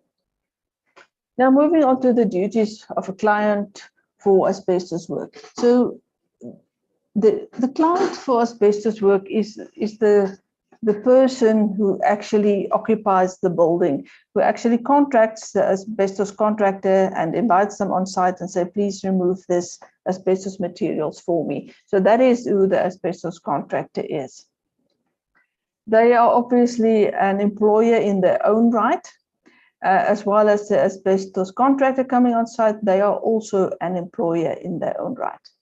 So the asbestos client carrying out type 1 asbestos work must provide an up-to-date inventory of asbestos in place to whomever is doing the work for them. Ensure that the asbestos risk assessment was carried out. Ensure that the written safe work procedure was developed. You would notice here for type 1 asbestos work, a plan of work is not required, but the safe work procedure is required. And as far as reasonably practicable, provide adequate information, instruction, and training to whomever is going to do the work. Please go back to the definition of type 1 asbestos work. Remember, this is where we are working with less than 10 square meters of asbestos cement products, and it can only be done repeated on a specific site or a specific person every 6 months. So there is no such thing as a type 1 asbestos contractor. The idea behind this category is not for somebody to drive around in his bakkie performing type 1 asbestos work all over the place. The idea for type 1 asbestos work is for small, one-time asbestos removal work, where it's such a small amount of material that needs to be worked on or removed that the risk is so low that you can do it without the involvement of a contractor or an AIA. But as soon as it needs to be done more often or on a different type of material or for more material, then as I said, that risk is no longer negligible and it moves outside of the scope of type 1 asbestos work.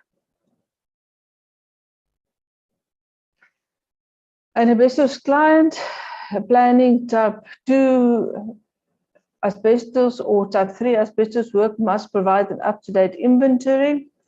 If the asbestos containing materials intended for removal or repair is not identified, then obviously it first needs to be included in the inventory before it can be removed, and ensure that asbestos risk assessment is carried out prior to the removal work. Appoint in writing approved inspection authority and ensure that the appropriate registered asbestos contractor performs type 2 or type 3 asbestos work. So it's important to note here that when the department registers the contractors, we either register you for type 2 asbestos work or we register for both type 2 and type 3 asbestos work. So the registration certificate would indicate specifically whether or not the contractor can perform type 2 asbestos work or both type 2 and type 3 asbestos work.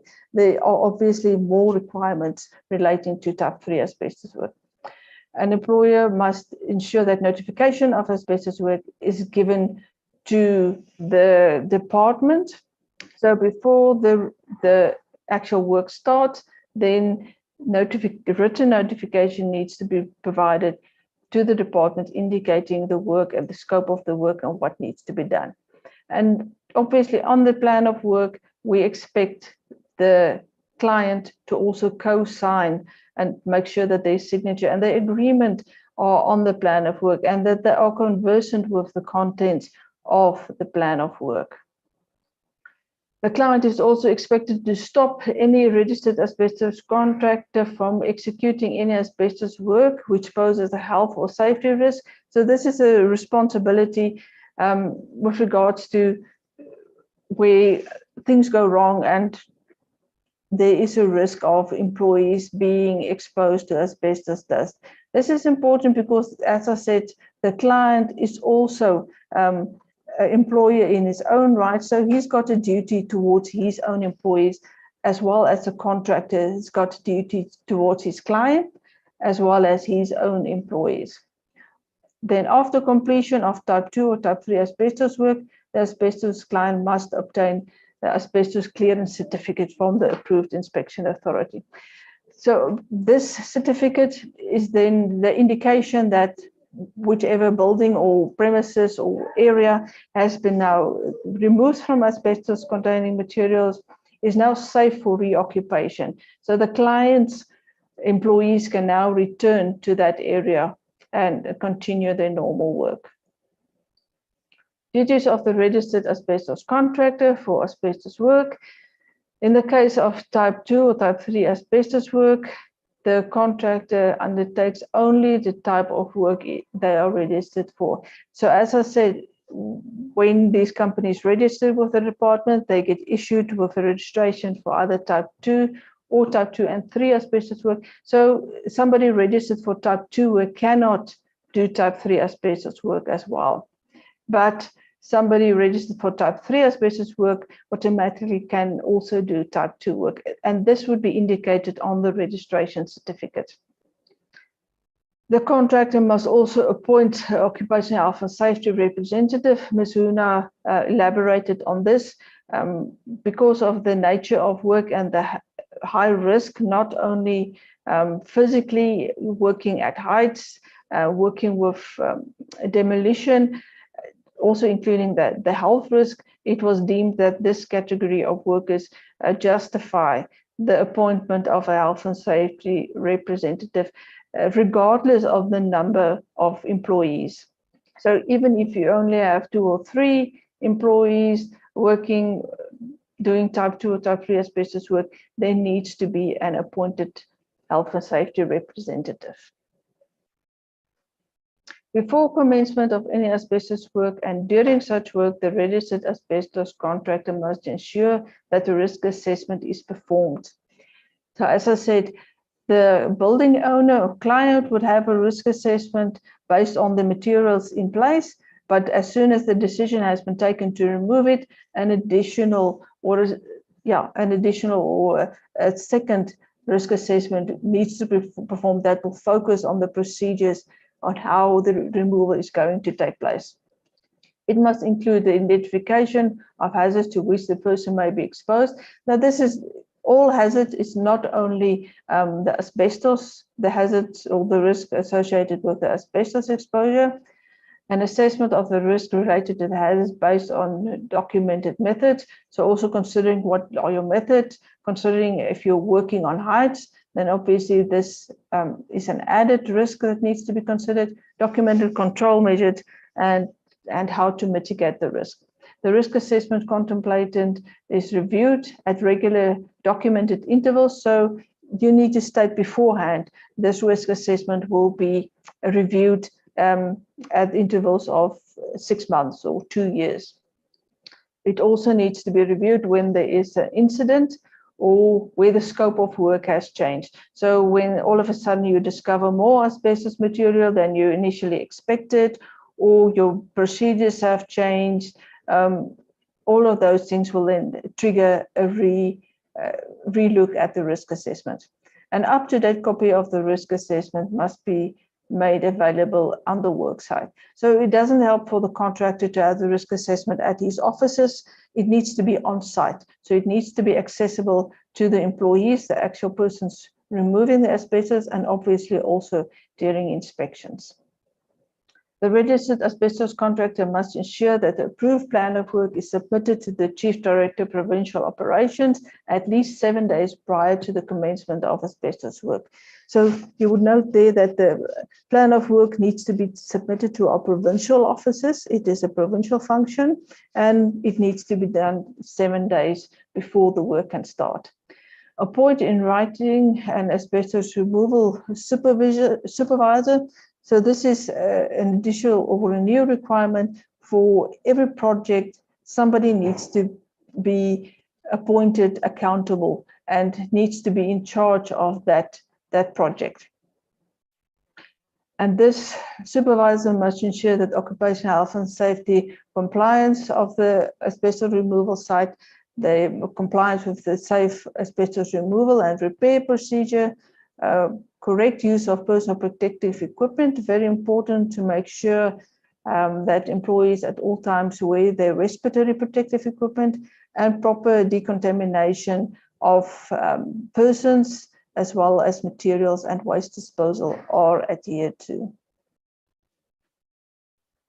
Ensure that at least the following information for every employee is recorded and kept for a minimum of 50 years. Now, 50 years is an increase from our previous requirements. It is simply because of the latency period that are associated with asbestos-related diseases, asbestosis, mesothelioma, and lung cancers. These can often only show up after a very long latency period. Before commencement of asbestos work, ensure that the approved inspection authority has been appointed in writing by the client. Ensure that the registered asbestos contractor is registered and in good standing with the compensation fund. Where a fatality or permanent disability injury occurs during asbestos work, ensure that the report about the fatality or injury is provided to the Chief Inspector Provincial Operations and completed in accordance to Section 24. Ms. Huna has spoken to that to some extent already. So these are all the duties of the asbestos contractor. Then we are moving on to the duties of the approved inspection authority for asbestos. So these are our AIAs. And the approved inspection authority involved in type 2 or type 3 asbestos work must ensure that the appropriate registered asbestos contractor performs only type 2 or type 3 asbestos work. So we've in addition placed the responsibility on the AIA to check the level of registration of the contractor. So we don't want a contractor that is registered only for type 2 work to get involved in type 3 work because of the increased risk associated to that kind of work.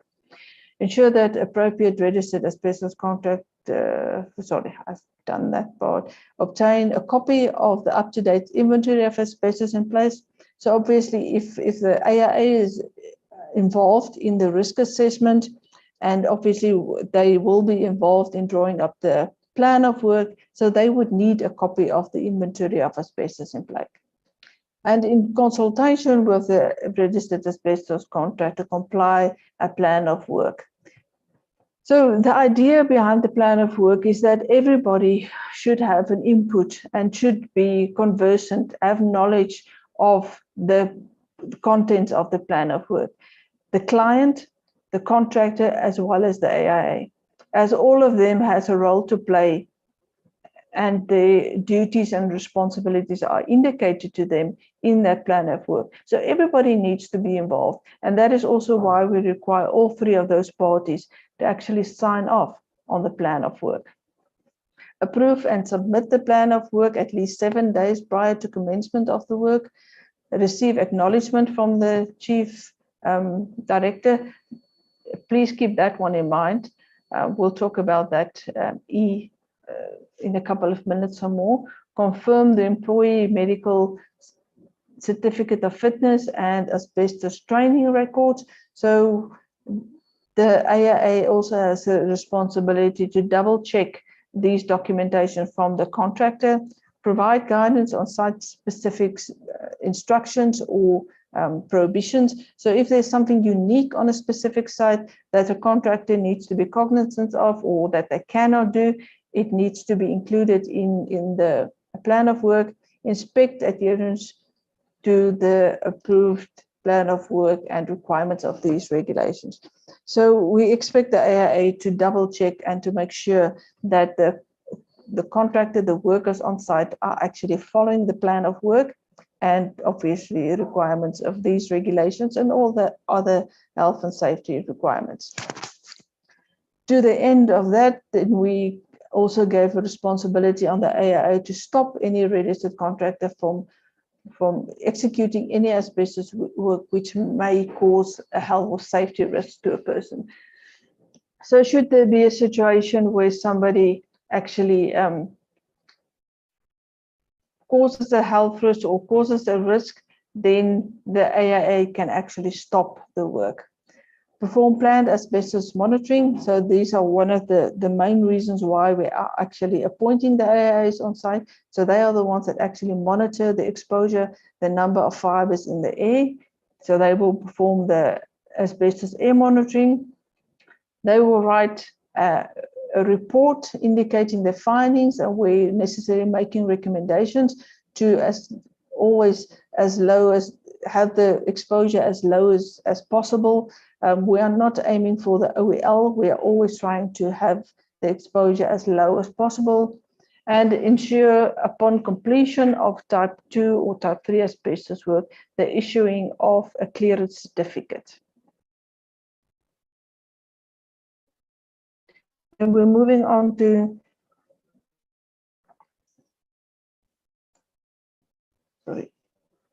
personal protective equipment and facilities. So an employer, self-employed person must provide respiratory protective equipment and protective clothing suitable for the protecting against regulated asbestos fibers to all persons who may be exposed to asbestos. So this is once again linked back to the risk assessment. So if the risk of the fibers being released indicates then a better or a higher level of personal protective equipment and clothing needs to be provided. For example, if we are working on raw asbestos, then we would not be satisfied with the issuing of a FFP2 mask. We would rather have a proper respirator or a FFP3 mask. So once again, what kind of equipment and clothing are provided are linked back to your risk assessment. And it must ensure that the respiratory protective equipment provides appropriate level of protection for the type of asbestos work to be embarked on. Ensure that the person's exposure is adequately controlled. So PPE should never be our last call or our first call to actually control exposure.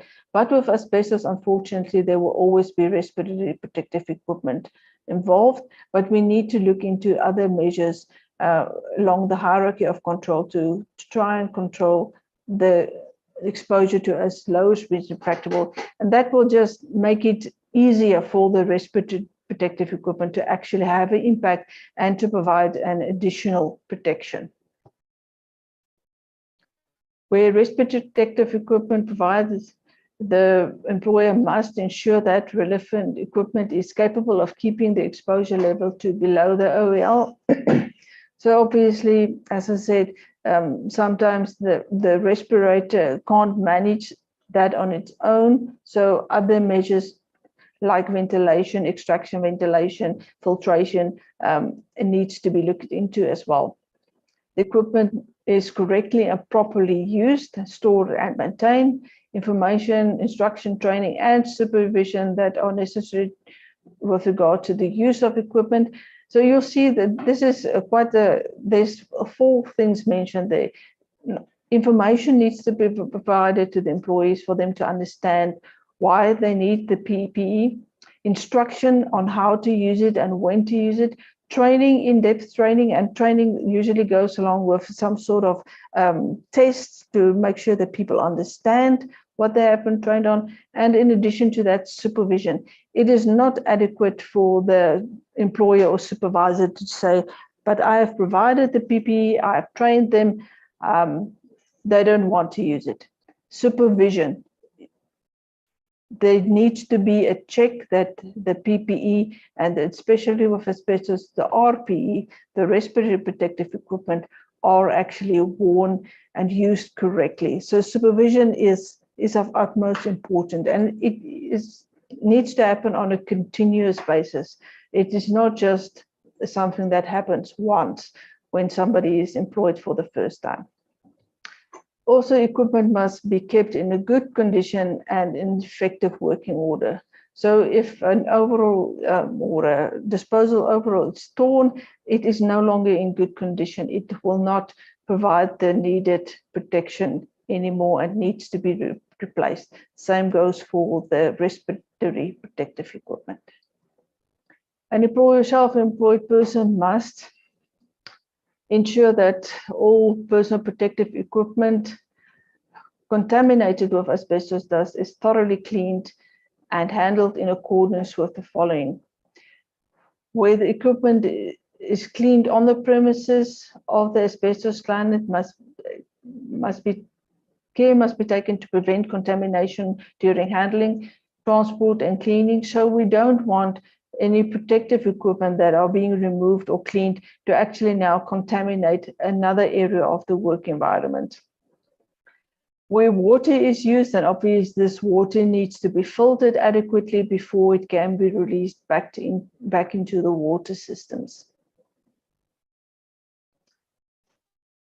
Subject to the facility regulations, an employer must provide employees involved in type 1 and type 2 asbestos work with adequate washing facilities, and provide employees involved in type 3 asbestos work with decontamination facilities. So all our contractors that are registered for type 3 work will know exactly what we are talking about here. It is a facility where you can actually enter through a dirty area, remove your PPE and clothing, go through a shower, and then exit through the cleaning area once you have put on clean clothing again. So this is an additional requirement specific for type 3 asbestos work. Then moving on to the labeling and signage. When it comes to asbestos in place, all asbestos in place listed in the inventory of asbestos as contemplated in Regulation 4 must be clearly and legibly identified using the pictograms specified in Annexure 1. Now, the idea behind this labeling, as I said earlier, is to provide advance warning to anybody to know that a piece of material actually contains asbestos. So if on a practical level, let's say the roof panels of a big warehouse contains asbestos materials. So the idea behind this is for maybe at the entry points, so the access points to the roof, the ladder that actually leads up to the roof. So when you exit that ladder or that area, they would expect to have the label. So for a big roof, we would not expect a big label or pictogram to be painted onto the roof that can actually be seen from space. That is not the idea. We don't want to make our buildings look unattractive. It is just a small warning somewhere. Somebody can be informed that they are now entering into an area where there is asbestos, and for them to then know what that means and take the needed care. The idea is really not to have thousands of little stickers across a boardroom on every single ceiling board that actually contains asbestos. If at the entrance of the boardroom you can place a proper signage and labeling, that would be adequate. So the placing of these labels and pictograms should be reasonable. As I said, the idea is not to scare anybody, and it's not to make everything look ugly and covered with little asbestos stickers. The idea is to make the information available to everybody. The labeling should be clearly visible and in sufficient numbers for the labeling should be adequate to serve as a warning for potential exposure. Ensure that the container or vehicles in which asbestos or asbestos waste is transported are also clearly identified in accordance to the transport of dangerous goods. Asbestos containing soil or land contaminated with asbestos waste must be clearly demarcated and signposted using the asbestos warning signage provided. So this is very useful and applicable where we are dealing with areas where asbestos has previously been mined. We still find that there are some soil pollution with regards to asbestos containing soil, raw asbestos that occurs. So the employer or the owner of those areas needs to indicate and demarcate those areas so that no unauthorized personnel can actually enter there and actually, expose themselves to the risk. Any regulated asbestos area must be clearly demarcated using the pictograms and signage. So the regulated asbestos area are associated where we have asbestos removal project. So that area where the removal is actually taking place, or a little bit of a bigger area, will then be demarcated through signposts, bunding, control access needs to be implemented there, and these pictograms should also be provided in those areas. So this is just what the pictogram or the warning sign actually looks like. And this is what you would expect in an area where there is asbestos contaminated land. You would want a notice put up and indicating that there is a risk of asbestos exposure in these areas. Moving on to the prohibitions, you would have noticed that there are many more prohibitions compared to the old regulation. So no person may sell, donate, reuse, reinstall, or recycle any asbestos or asbestos-containing materials. So if as a building owner you remove asbestos roof sheets from your building, you may not reuse them, put them somewhere in the back and maybe reinstall them at a later stage.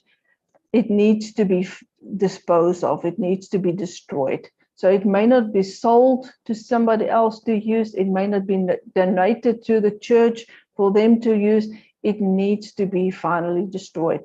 That is the only way that we as a country can actually start moving away, start abating the asbestos risk. So if we remove, it needs to go to final disposal. No person may clean or prepare a surface of asbestos materials. So this relates back to the painting of asbestos-containing materials. If you need to clean or prepare that surface before you can paint, then obviously, no, you cannot do that.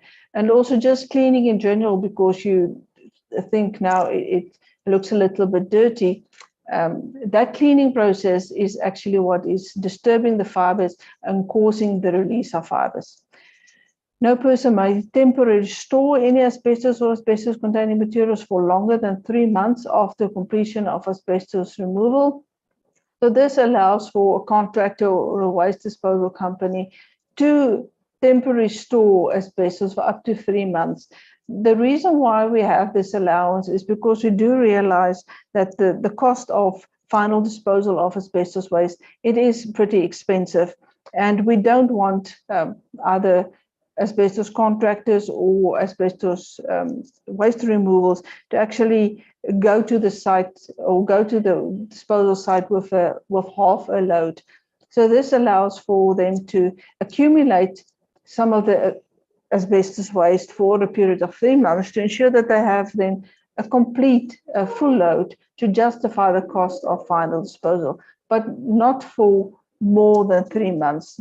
Otherwise, then obviously the risk increases.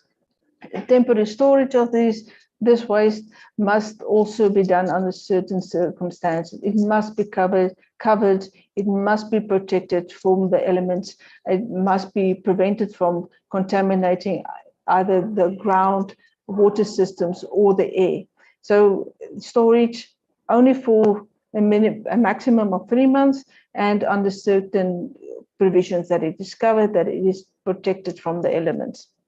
No person may use compressed air or permit the use of compressed air to remove asbestos dust from any surface or any person.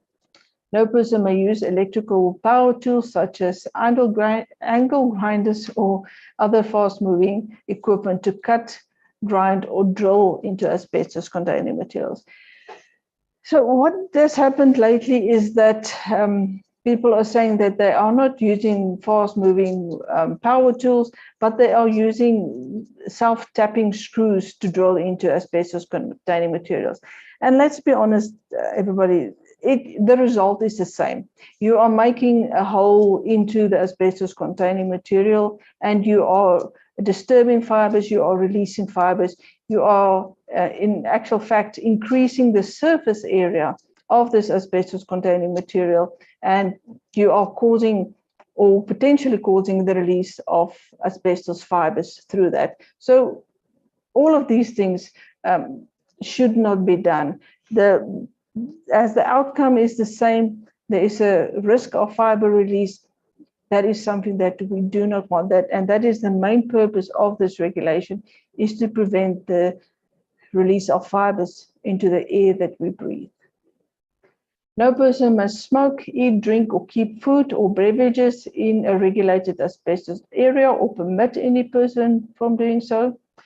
No person may vacuum asbestos dust using a vacuum cleaning equipment other than vacuum cleaning equipment with a filtration efficiency of at least 99%.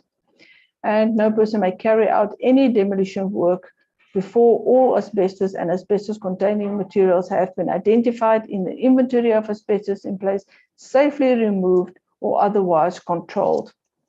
It is important to take note of this. So where we are demolishing buildings, firstly, we need to go in and identify the asbestos containing material safely and as far as reasonably practical intact, remove those materials before we can actually demolish a building. And then finally, towards the end of the regulation, this has replaced the asbestos regulations of 2001, and the short title will be asbestos abatement regulations. And you will see there that we've allowed for an 18-month transition period for regulation 3 and regulation 20. So it would have included the identification of asbestos in place, the inventory of asbestos in place, asbestos risk assessment and asbestos management plan, and then finally the labeling and signage. So there was an 18-month period from November 2020 to allow for all employers to get all these requirements with regards to inventories and management plans and labeling to get that in place. Now that transition period, that 18 months has now lapsed, and we are now to full implementation of this regulation. So all these things needs to be in place. So at any time, inspector visiting your premises can ask for the inventory in place, can ask for the management plan, and can ask to be shown the associated labeling on the materials that have been identified. Then I promised you I would quickly talk about the amendments that was published in May this year. There was some clarification provided in the definition for the OEL of asbestos. So the part that is underlined there was added to the definition. So now it reads, the OEL for asbestos means the occupational exposure limit of 0.1 regulated asbestos fibers per milliliter of air over a continuous period of 4 hours, measured in accordance with HSG 248.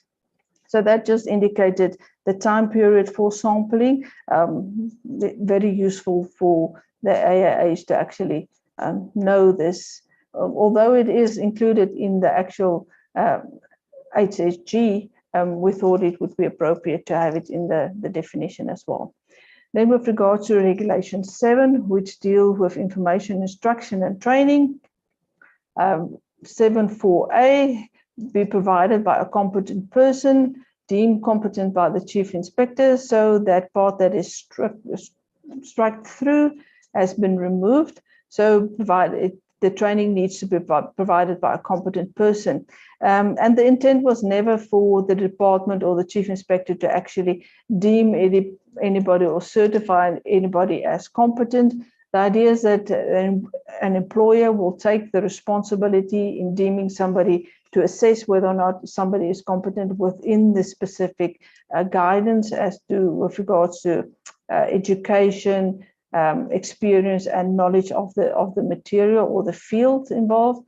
So yeah, those last few words was just removed because it created the impression that the department would have lists of competent people. Then regulation 10.5. 10 is dealing with notification of asbestos work. There was a requirement for the relevant chief director's office from the department to actually acknowledge receipt of a notification, so that was removed. And then also 13E, remember I asked you to put a flag onto that the duties of the approved inspection authority for asbestos work, that has also been removed. So there is no longer a requirement on the AIA to actually receive acknowledgement from the provincial office of the plan of work that has been submitted to the department. So that alleviates the requirement for the AIA to actually sit and wait for acknowledgement before they actually can commence with the required work. So the amendment then was gazetted in notice 11435 on the 20th of May 2022. And yeah, so those few amendments that I've just quickly shown you is now applicable and are in place, and hopefully makes the regulation a little bit more user-friendly. Then, yeah, this is hot off the presses. This is brand new. As you will see there, it was published on the 29th of July. That was Friday, just the past Friday. So this requires, this is a notice with regards to registration fees to be paid to the department for entities registering with the department. Now we have several entities that register with the department, the asbestos contractors, the contractors for type 2 and type 3 asbestos work are just two of those categories that we are registering. But then specifically for the contractors, as of yesterday, the 1st of August, a fee of 400 Rand per application is payable to the department when applying for registration.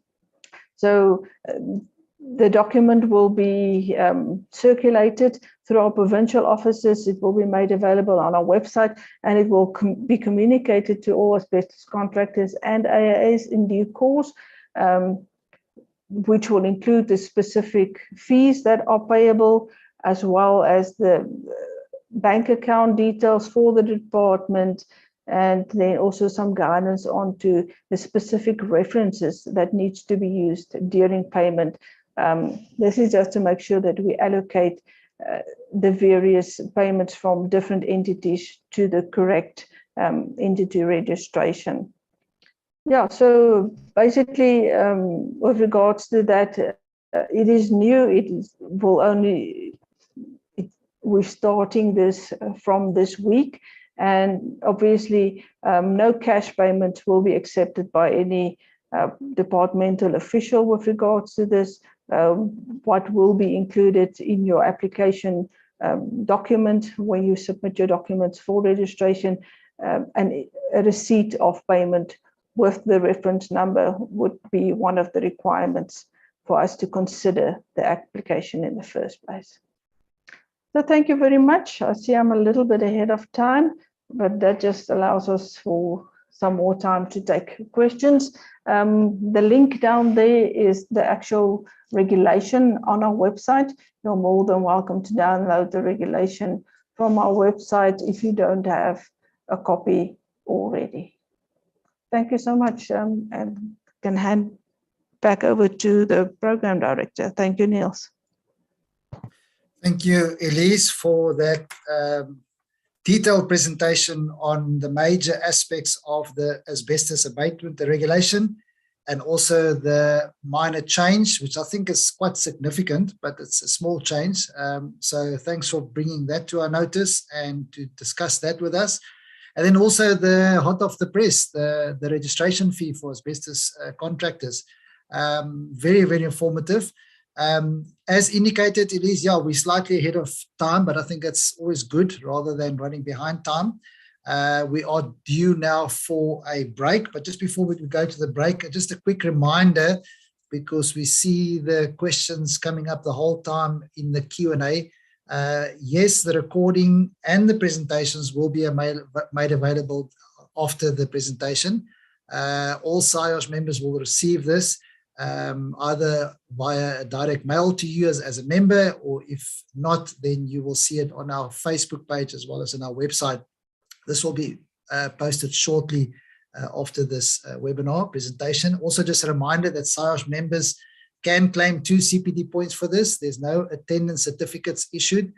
You will receive an email as proof of your attendance, which you can upload if you want as proof of your attendance to claim your 2 CPD points.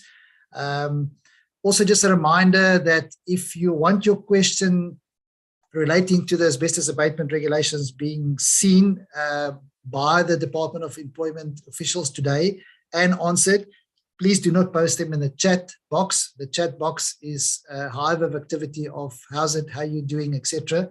Please post it in the Q&A. Note that over 70 questions has already been answered by the Department of Employment and Labour officials. And I must just say that SIOS has been hosting many webinars up until this point, and if there's really a team that are adequate and competent and efficient, if I may say, in answering questions, is the team from the Department of Employment and Labour specialists, which is on the Zoom at the moment, which deal with health and hygiene. And thanks to the guys in the background that's for answering those questions.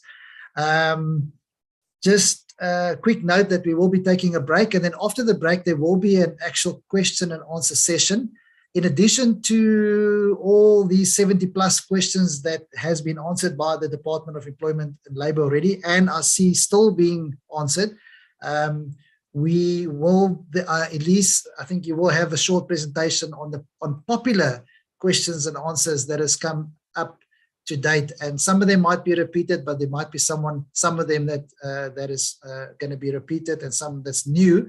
But I think it's great because we will have that on recording, and it will be part of the presentations available to all the attendees today. So let's take a quick break then.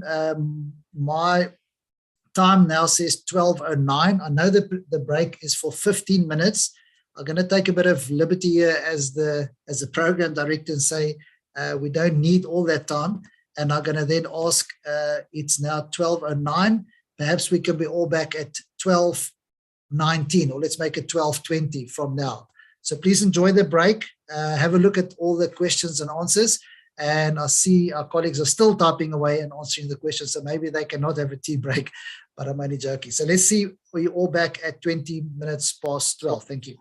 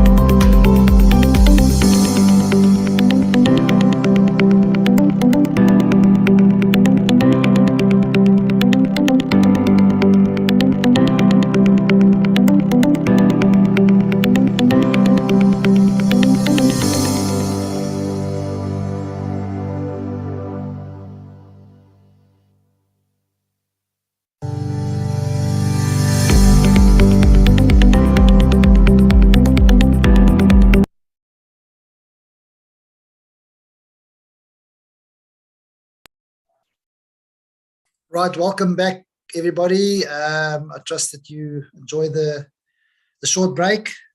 Just to let you know that the Q&A carried on while you took a break. I see that over 80 questions has now been answered by the team from the Department of Employment and Labour. Well done to you guys. I've also noted that there's 1 or 2 questions that the officials have said that they would like to answer live, which we will do in this next session. In this next session, we're going to actually have a short presentation by Elise on commonly asked questions and answers. I'm sure that if you have maybe not thought of this question, it will come up now, and then we'll give Warren and the other Department of Labour employees an option to answer some of those questions live if they have not been covered yet. So Elise, I hope you are ready and on standby with your fill-in presentation. Are you there? Can you then please share your camera and share that Q&A presentation of yours? Thank you. Yes, thank you, Niels. Let me just find that presentation.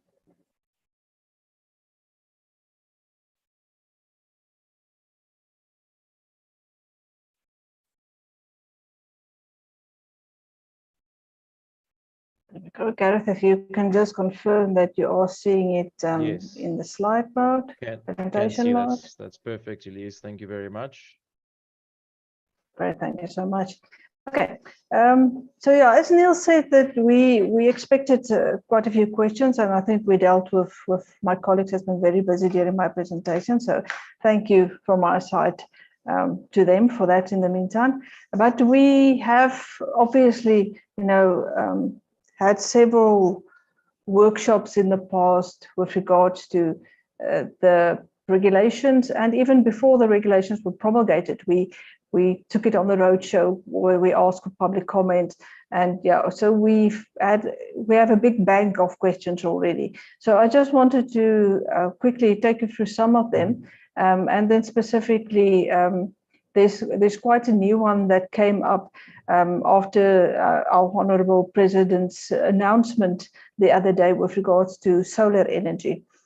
So then there was all of a sudden this big move for everybody to install solar panels, and granted that is a good thing, and we want to do that, but please keep in mind that the president didn't announce that we should put on solar panels to the detriment of our own health and now expose everybody to asbestos fibers. So if your roof contains asbestos, if it's asbestos cement product roof, then obviously please think twice as to how you're going to go about this. The prohibition still remains that you cannot drill into asbestos roof sheets. And as I indicated previously, the idea behind the entire regulation is to reduce the health risk associated to asbestos. So that is then the aim for the asbestos management plan to be in place, that everybody then can come up with their own phase-out period as to when they will be removing asbestos that they have in place. So if you're going to be covering your asbestos roof with solar panels, I can almost guarantee you that you would not consider removing those panels 2 or 5 years down the line to actually remove the sheets. So yeah, any logic would indicate that would be a problem if we are covering our sheets, our asbestos roofs with solar panels. I'm just trying to move on to the next slide. Yeah.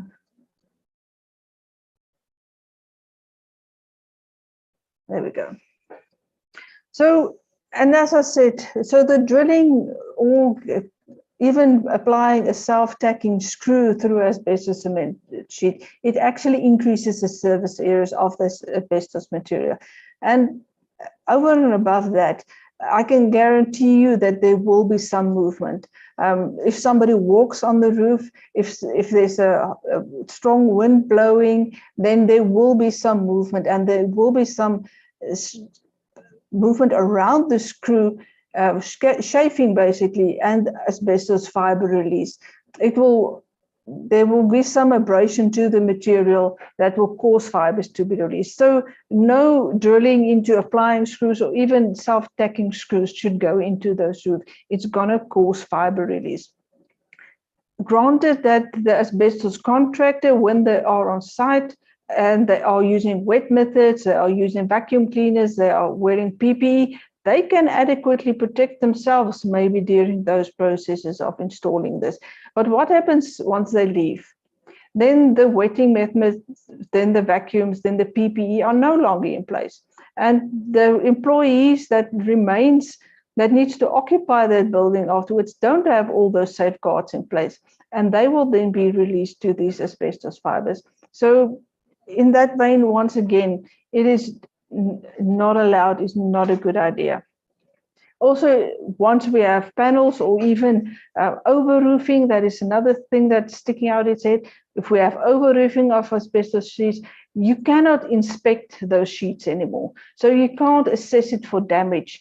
You can't easily maintain it and fix small pieces that need to maybe be painted or encapsulated. So the purpose then of this, it takes away from what we need to do to manage the asbestos in place.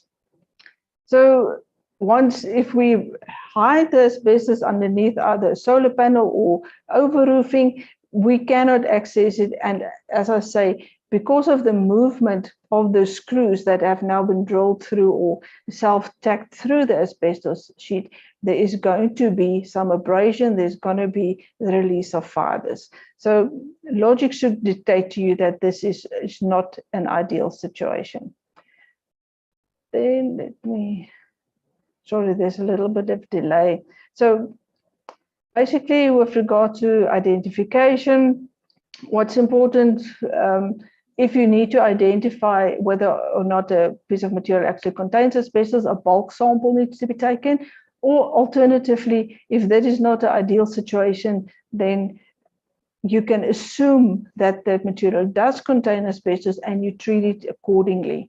So those are the two options available when identifying asbestos in place. So yeah, this is just a list of possible areas where we have asbestos containing materials in place. We've already spoken a lot about them. Textured decorating coatings, floor tiles are some of the common things that we find to be containing asbestos. So how should notice of asbestos work be provided to the department? Obviously, Annex 2 is a guide, is the document that you use for notification. So it needs to be completed for both type 1 and type 2 and type 3 work and provided to the provincial office of the Department of Employment and Labour. Who should do the notice? The registered asbestos contractor is responsible. In conjunction with the AAA, this is normally done. And really, it is no problem or issue for the department as to who actually does the notification, as long as it is done, and obviously in time. Demolition of asbestos is no longer allowed, is prohibited, so asbestos needs to be removed before demolition of a building may actually start. I hope that makes sense to everybody. Who should develop the inventory of asbestos in place? It's a legal responsibility of the employer to safeguard the employees against any health and safety risk at the workplace. This includes asbestos. If employer does not own the building the company is operating from, then the employer has a responsibility to reach some sort of agreement with the building owner as to how the inventory of asbestos in place will be developed. So between them, they must come to agreement as to how that will be done. But the employer, as they are the ones who should safeguard the employees' health and safety, will have the ultimate responsibility of making sure that this is in place. So they need to come into some sort of agreement with the building owner, should they not be the actual building owners themselves, if they are leasing from another person or company.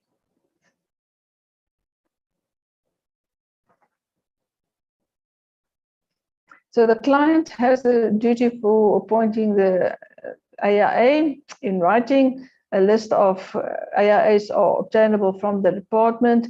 It's on our website. It's available under Resource Center, and Warren Mallon regularly updates this and makes sure that the latest version and companies that are registered are available on our website.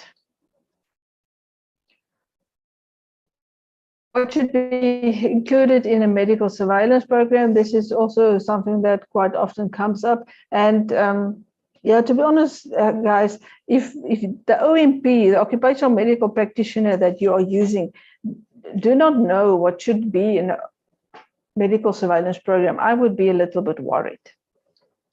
But besides that, the regulation also gives some guidelines and some minimum requirements that should be in a medical surveillance program. And this can be a template for the OMP to use to actually draw up the medical surveillance program. So the program should include what tests is the OMP going to be performing on the workers, on the asbestos team specifically. When is this going to be done? What is the frequency? Who should do those tests, and how would the results be used? How are they going to reinterpret those results and make decisions as to what action should be taken based on those results? You know, should somebody be removed from the work environment? Can they no longer work in the asbestos field? Yeah, so all of that is up to the OMP to decide and should be included in the medical surveillance program. Who should be providing the PPE? And hopefully we all know this is the legal responsibility of the employer to provide RPE and PPE free of cost to the employees being exposed.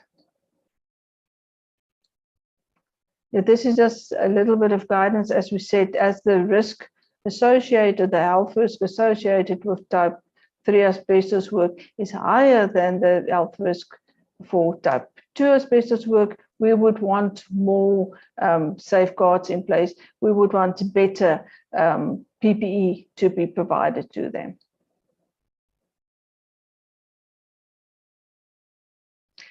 How do we know if a RPE fits properly?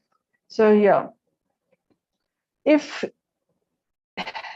the RPE does not fit properly, it will not provide protection to the wearer, and you might as well not be wearing it.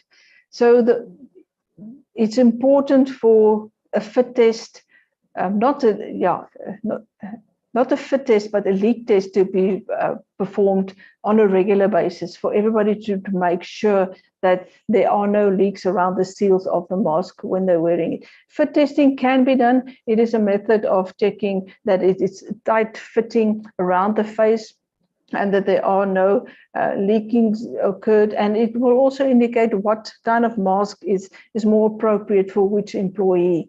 So fit test is a good idea, but at least regular leak test on a daily basis. And it should be performed regularly throughout the shift.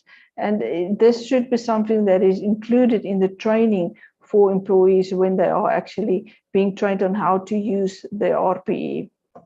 So obviously we would expect that different kind of masks and different sizes be made available for employees so that they can find the one that are best suited for them. And also important is clean shaven. As soon as you've got facial hair, you will have a leak. There will not be a tight fit to the face, and you will have fibers finding that little space and getting into the mask and then breathe in.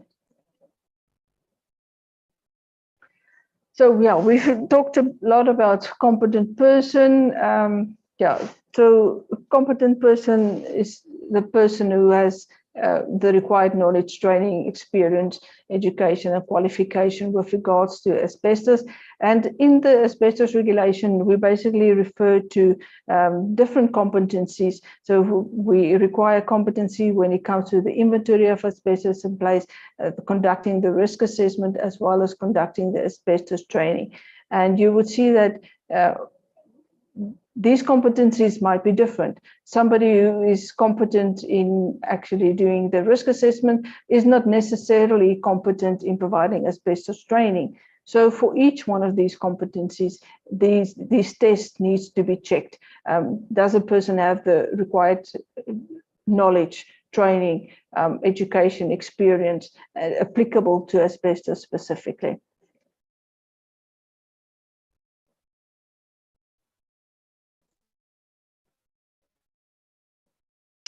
So also very important in the requirements for training, it's not only the workers that needs to be provided with asbestos training. It's very important for the supervisors to also have in-depth training, because they are the ones that are going to have to check whether or not employees are following the plan of work and are operating within the requirements of the regulation. Is encapsulation allowed? Yes, it is.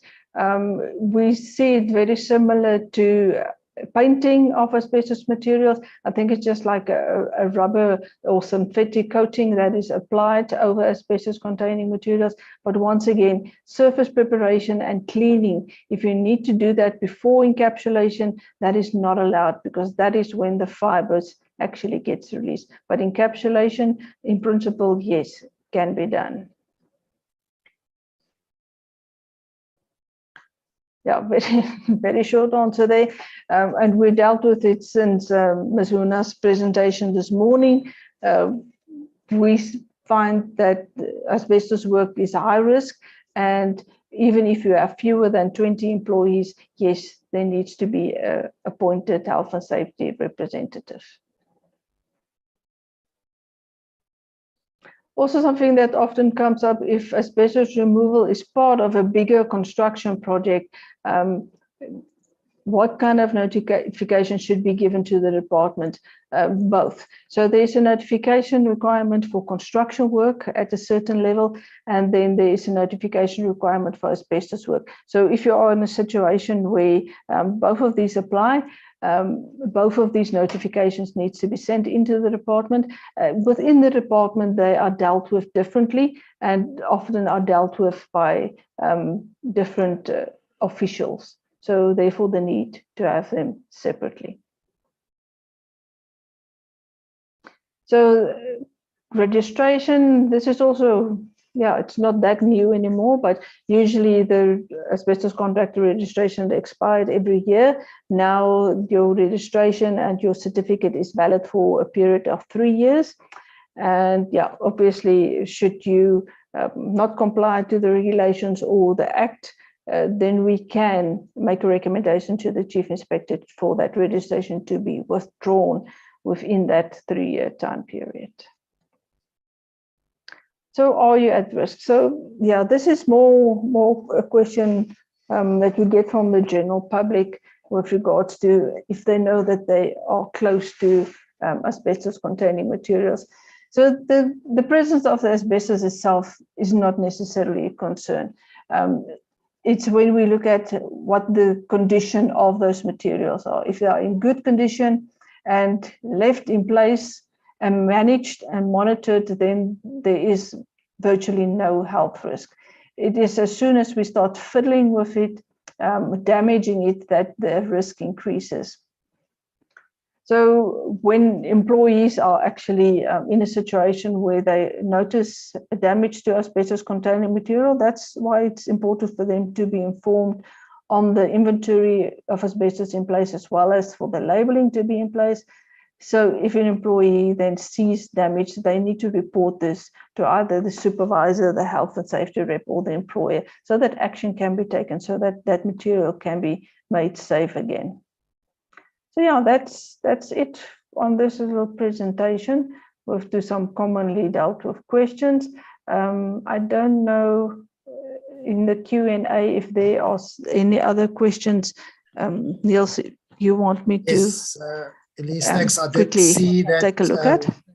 I did see that Warren has marked 1 or 2 questions that he would like to answer live. Warren, if you could perhaps come on and maybe share your screen and just go through those questions, and maybe even the balance that's on there if you would like to take them live. Thanks.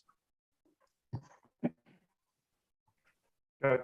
Thanks, Niels. Yeah, I will read them out for Elise to hopefully provide us an answer. So the first one was from Lisa. She said, hello, Elise. In your opinion, will the department move towards issuing a notice with the deadline to finally remove all asbestos from sites? Or would they issue a deadline to individual sites based on risk or the condition of the asbestos? Who decides what the asbestos can no longer be maintained in a safe condition? So that was the first one, Elise. Okay, thank you, Warren. So yes, you are right in pointing out that there are no deadline, there are no cut-off date for South Africa to remove asbestos-containing materials. And I don't foresee that will change very soon, merely because of 2 things, basically. We still have a lot of asbestos-containing materials in place in our buildings. It was something that was quite widely used because we were a country who not only mined it, we manufactured a lot of materials. So it is quite wide distributed in our buildings, especially our older buildings. So with regards to who decides when it needs to be removed, obviously if an inspector comes on site and they see the stated deterioration and it holds a health risk, then that inspector can actually issue a notice and instruct that employer to, if it's possible, to make it safe or to remove it. So it will be very much based on the health risk, and the inspector has that authority to actually instruct somebody to have it removed should it cause a health risk, either to the employees or the community at large. So yeah, I think that covers the different parts of your question. Warren, if you can take me to. Okay, the second one was from Kaz, and she says, Elise, in terms of labeling, section 20, does a bin and truck need to be labeled in addition to the UN number decal, or just the area containing the asbestos waste to have the signage and labeling? Okay, yeah, so this is very encouraging to see that there is a reference to the UN numbers and the decals from the transport of dangerous goods. So it's very much the labeling requirements that we have are very much linked to that, as well as the GHS labeling. So I would say better err on the side of caution and have more labeling and signage than what you would expect. So yeah, the transport decals and pictograms are sometimes quite involved and quite confusing for somebody who's not in the industry. So yes, an additional signage to indicate specifically that it contains asbestos would be advisable. Thank you, Warren. Anything else?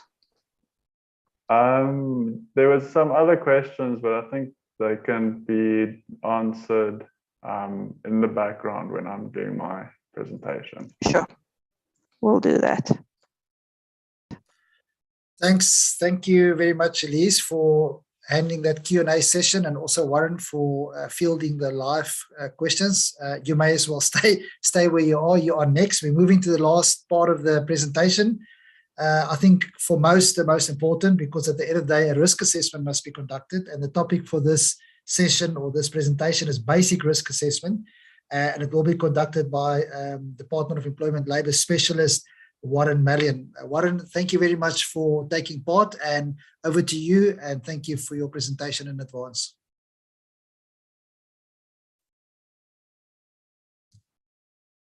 Hi, Warren. I think you're still muted.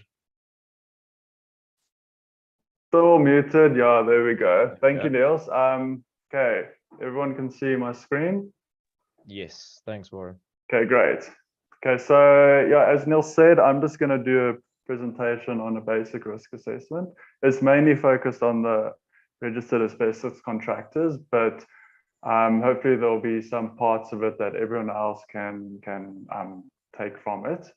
I just also want to just state up front that the department, yes, the OSH Act says that in terms of section A to D, that an employer must conduct a risk assessment, but on the methodology that is conducted, we don't specify how that must be done. Yes, there are a few points in the section and in the regulations that must be included, but in terms of the actual methodology of the risk assessment, we leave that up to the employer to find a methodology that best fits their situation in the workplace. So the methodology that I'm going to focus on today is a methodology by the International Labour Organization, and it's a 5-step methodology. At the bottom of the screen, there is a link to where you can download the document with regards to the risk assessment. So they just have 5 steps, as I mentioned. So the first one is to identify the hazards. Step 2 is to identify who might be harmed and how. Step 3 is evaluate the risk, to identify and decide on the safety and health risk control measures. Step 4 is to record who is responsible for implementing which risks, risk control measures, and the time frame. And the last step is to record the findings, monitor and review the risk assessment, and update when necessary. So you also note that some of these steps are in line with what Ms. Huna presented on section 8 to D of the OSH Act. Okay, so just quickly, in terms of the risk assessment, so as was presented earlier, section 8 to D says that an employer must establish hazards, then what precautionary measures, and then also provide means to implement those precautionary measures. And then asbestos abatement regulations number 5, that then refers to the risk assessment process specifically for asbestos abatement. Okay, then moving on with our steps. So step 1, identify the hazards. So the risk assessments, they identify what hazard or hazards the employee or a person is exposed to, the effect of the hazard on the employee, where the hazard is present and what form, what the possible routes of intake are, and the process and the nature of the work performed. Then also with risk assessments, and I think this is something that maybe as an industry we are not ignoring, but isn't in the front of our mind, is that they also need to be gender sensitive.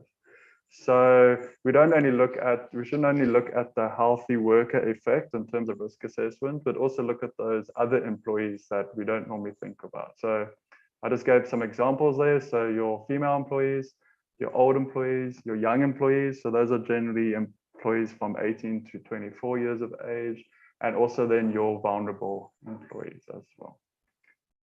Then the hazards identified should be specific to a site and to a task. And then it should be conducted before a task begins, and also while performing tasks through continuous assessing. Okay, so then just continuing with step 1.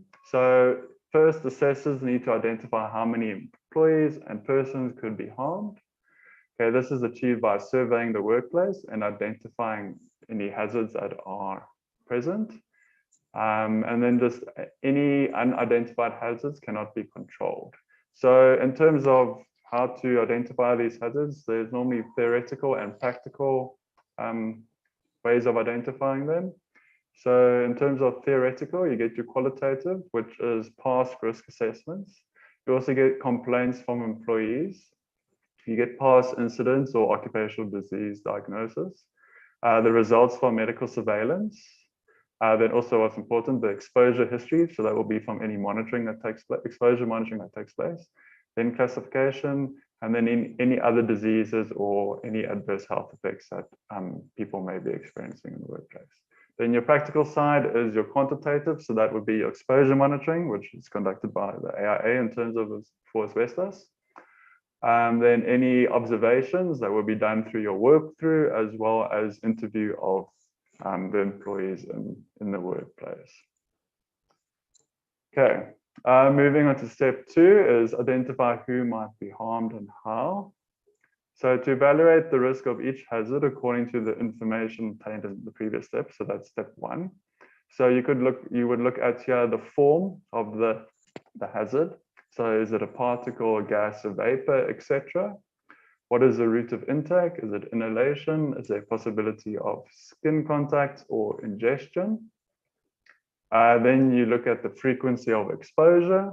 So is it a once-off exposure or is it multiple frequencies? And also the duration of exposure. Is it for the whole shift?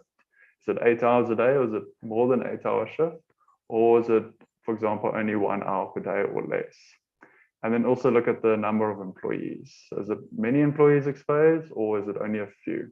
So all of these will have an influence on the final risk categorization of the particular hazard that you are going to evaluate. Okay, then just other aspects is that was also mentioned previously when working with removing asbestos, there are other hazards that could be applicable to the employees, not just the asbestos hazards. So the risk assessment should also include other aspects such as noise, ergonomics, hazardous biological agents, any other hazardous chemical agents, possible vibration, illumination, and other safety issues, like was mentioned earlier, like electrical or pressure equipment or machinery. Then also the risk assessment should look at the impact on the health of those exposed, as well as visitors and other contractors. Okay, moving on to step 3, this is evaluate the risk. You do this by identify and decide on the safety and health risk control measures. Okay, so to evaluate the risk of each hazard accordingly to the information obtained in the hazard identification and exposure assessment. So those were in step 2, you did that hazard identification and exposure assessment.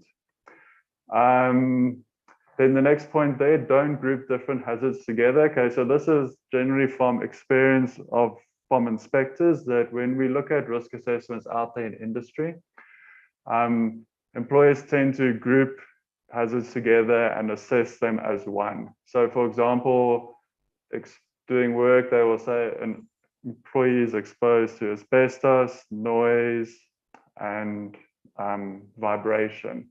And then they'll come up with one risk rating for all of these. But actually, those are 3 different hazards, and they should be assessed individually and have their own risk rating accordingly. Yeah, because if you do it as a group, then you might underrate a hazard because of the other one might be controlled better. Okay, then this risk rating or characterization is used using a risk assessment tool, and I'll get to some examples of those later. And then also then the evaluation needs to mention control measures. So these are both existing control measures which are already in place, and then it should also mention what additional control measures should be put in place. And then also these control measures should be as specific as possible to the particular situation that is present in the site or the task that is being performed.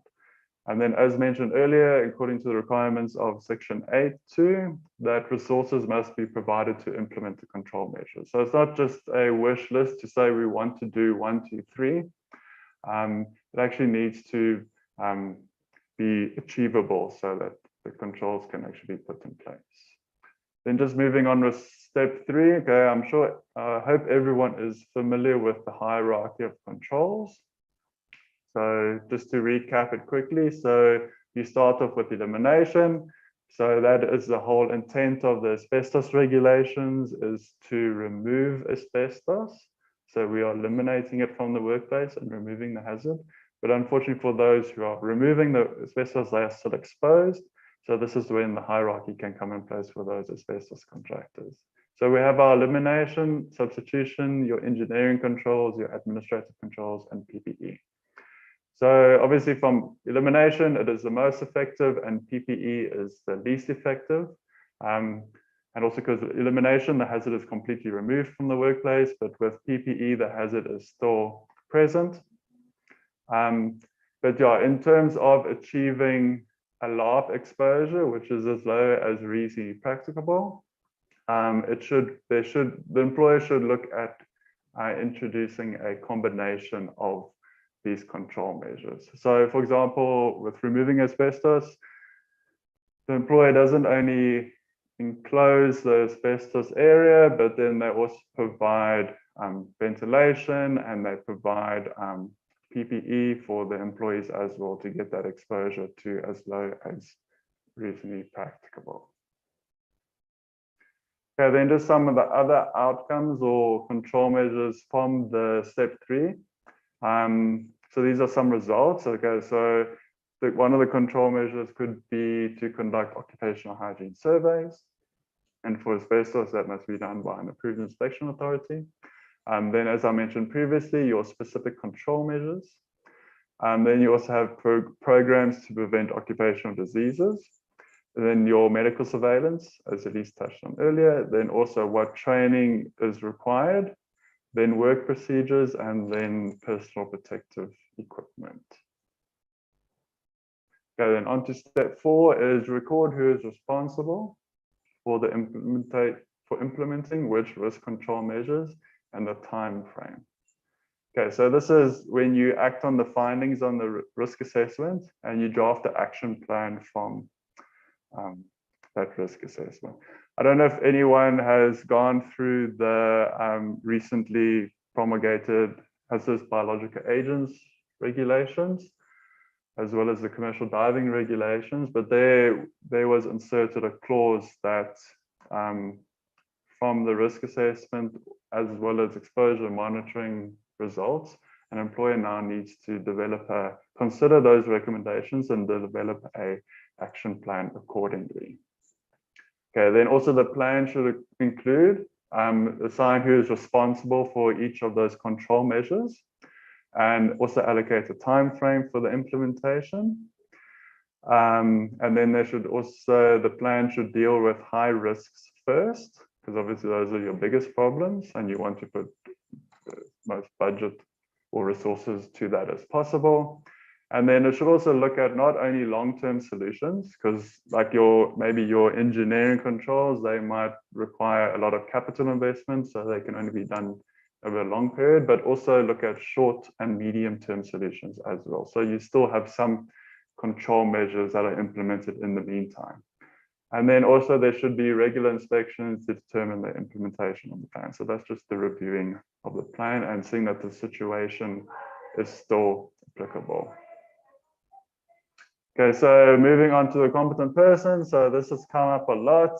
There were a lot of questions with regards to it. So I did put the link to our website in the chat and in the few questions, but there it is again at the bottom.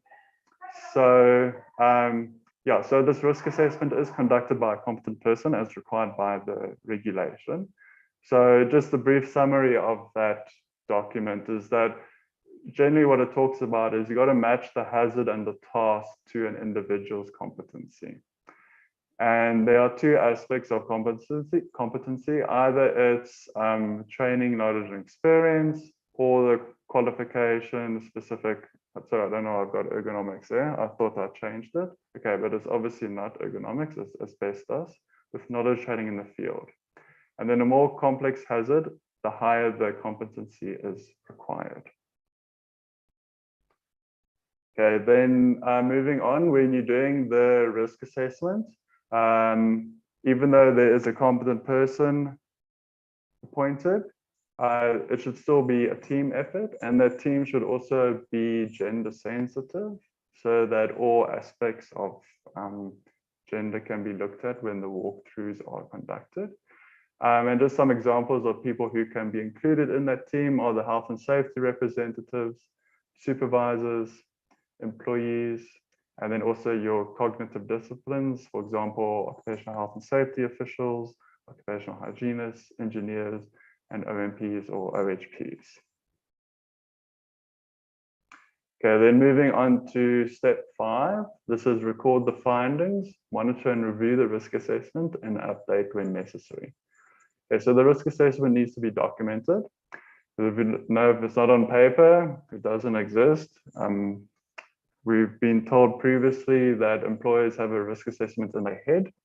But yeah, you can see on the premises if it's in the head or it's documented, it's not quite the same.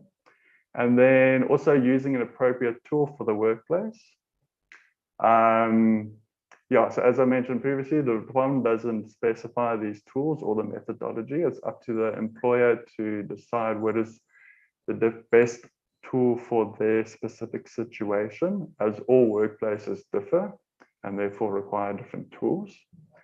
Also, then we need to have regular inspections to monitor the implementation of the risk assessment, and then also review the risk assessment.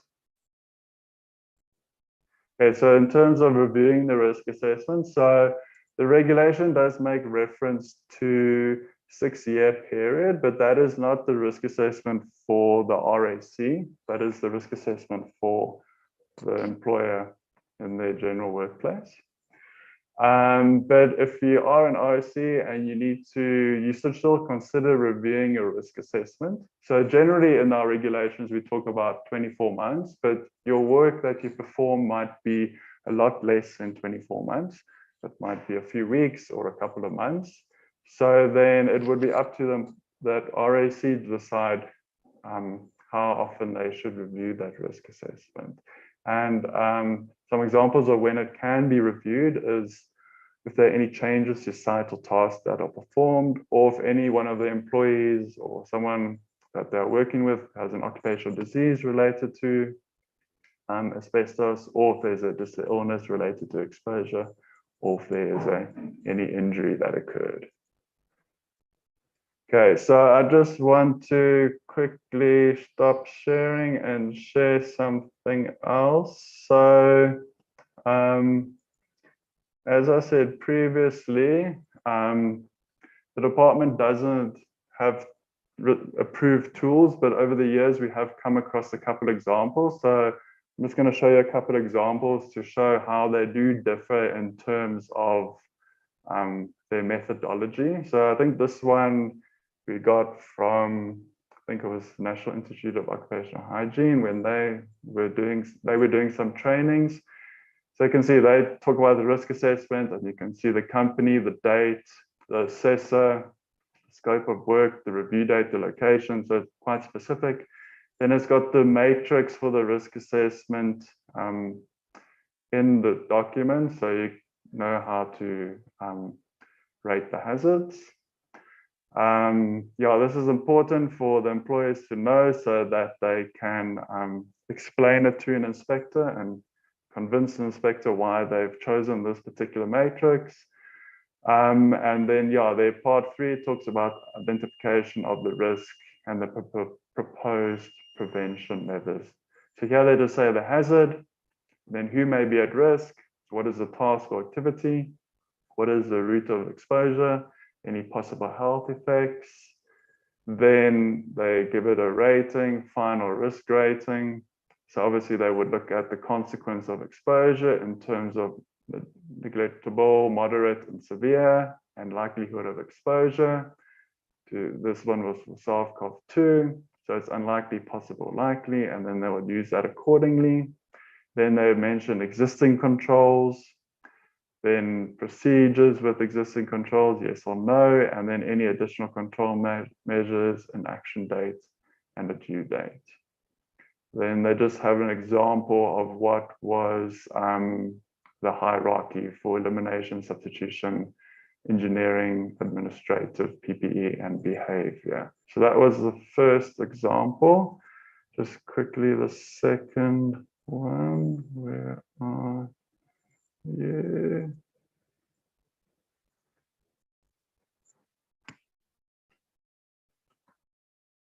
Sorry, just give me a second.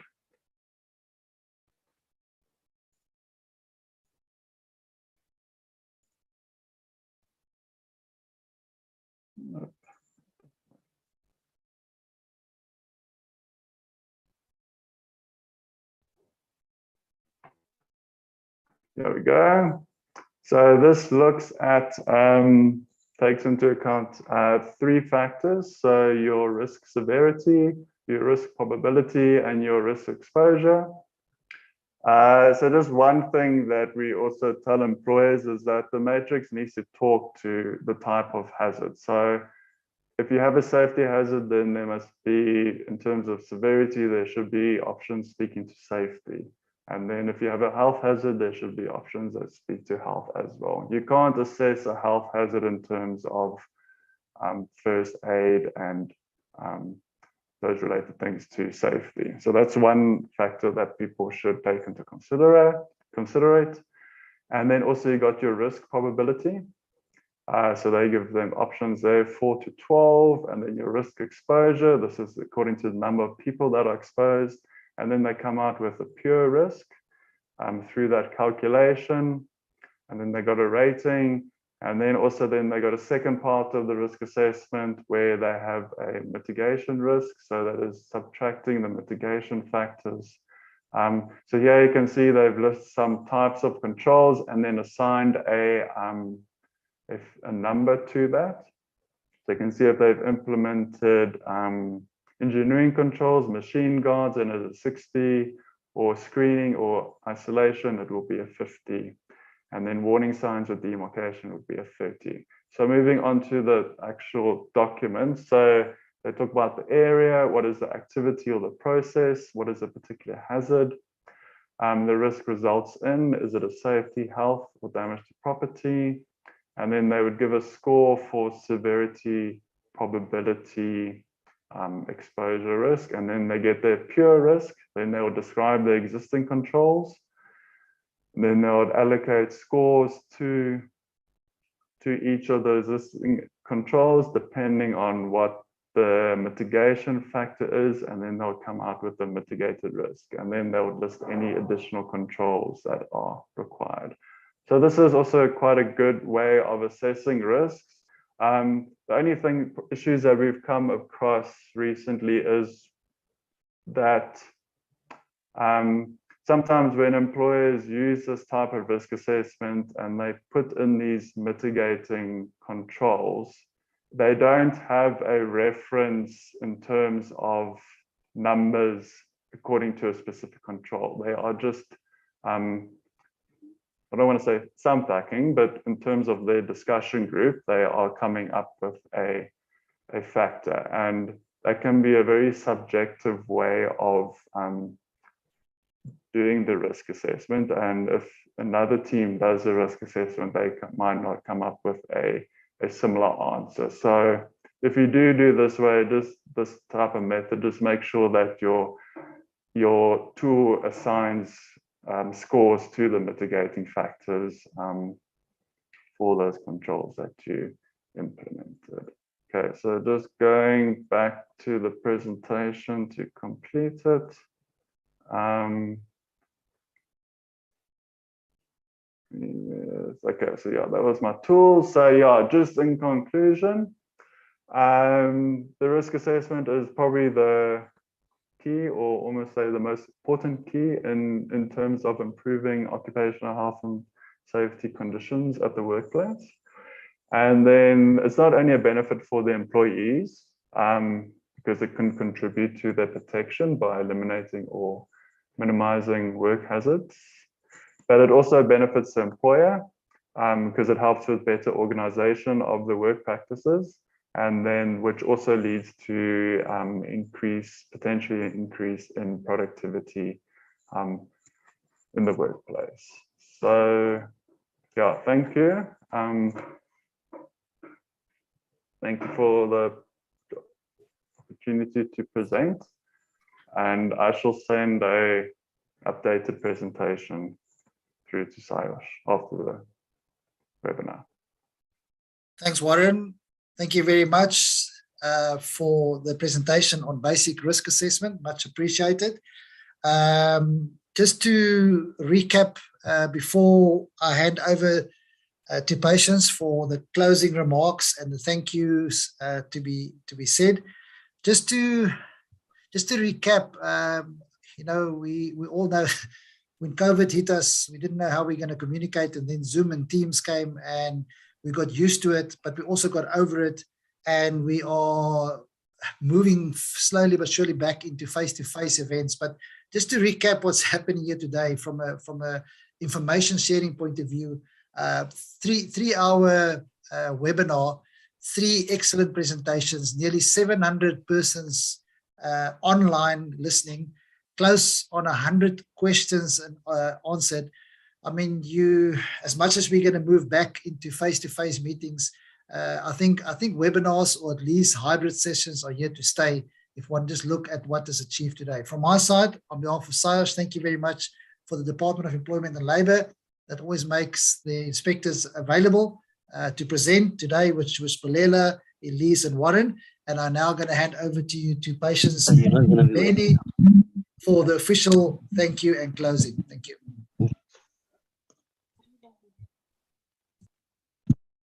Thank you, Nels. Good afternoon, everyone. My name is Patience Lubeni, and we have come to the end of the webinar. So before we officially close, I would like to take this opportunity to thank the Chief Inspector, Mr. Mapara, for a lovely opening, the SIOS team, Mr. Nels, and Garrett for animating and directing the program and keeping the session both under control and reasonably on time. Secondly, I would like to thank the speakers for their enlightening, profound, and thought-provoking presentations. And most importantly, I would like to thank all the attendees for putting their busy schedules on hold just to join the webinar, because without your inputs, ideas, and discussions, this webinar would not have been a success.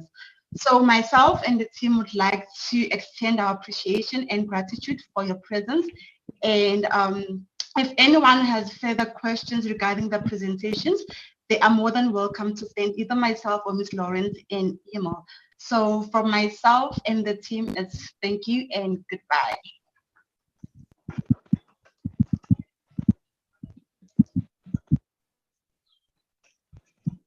Thank you, everybody. The webinar will be open for a short while if you just want to still put a note on there, or maybe have a quick look at the Q&As. Thank you. Until next time.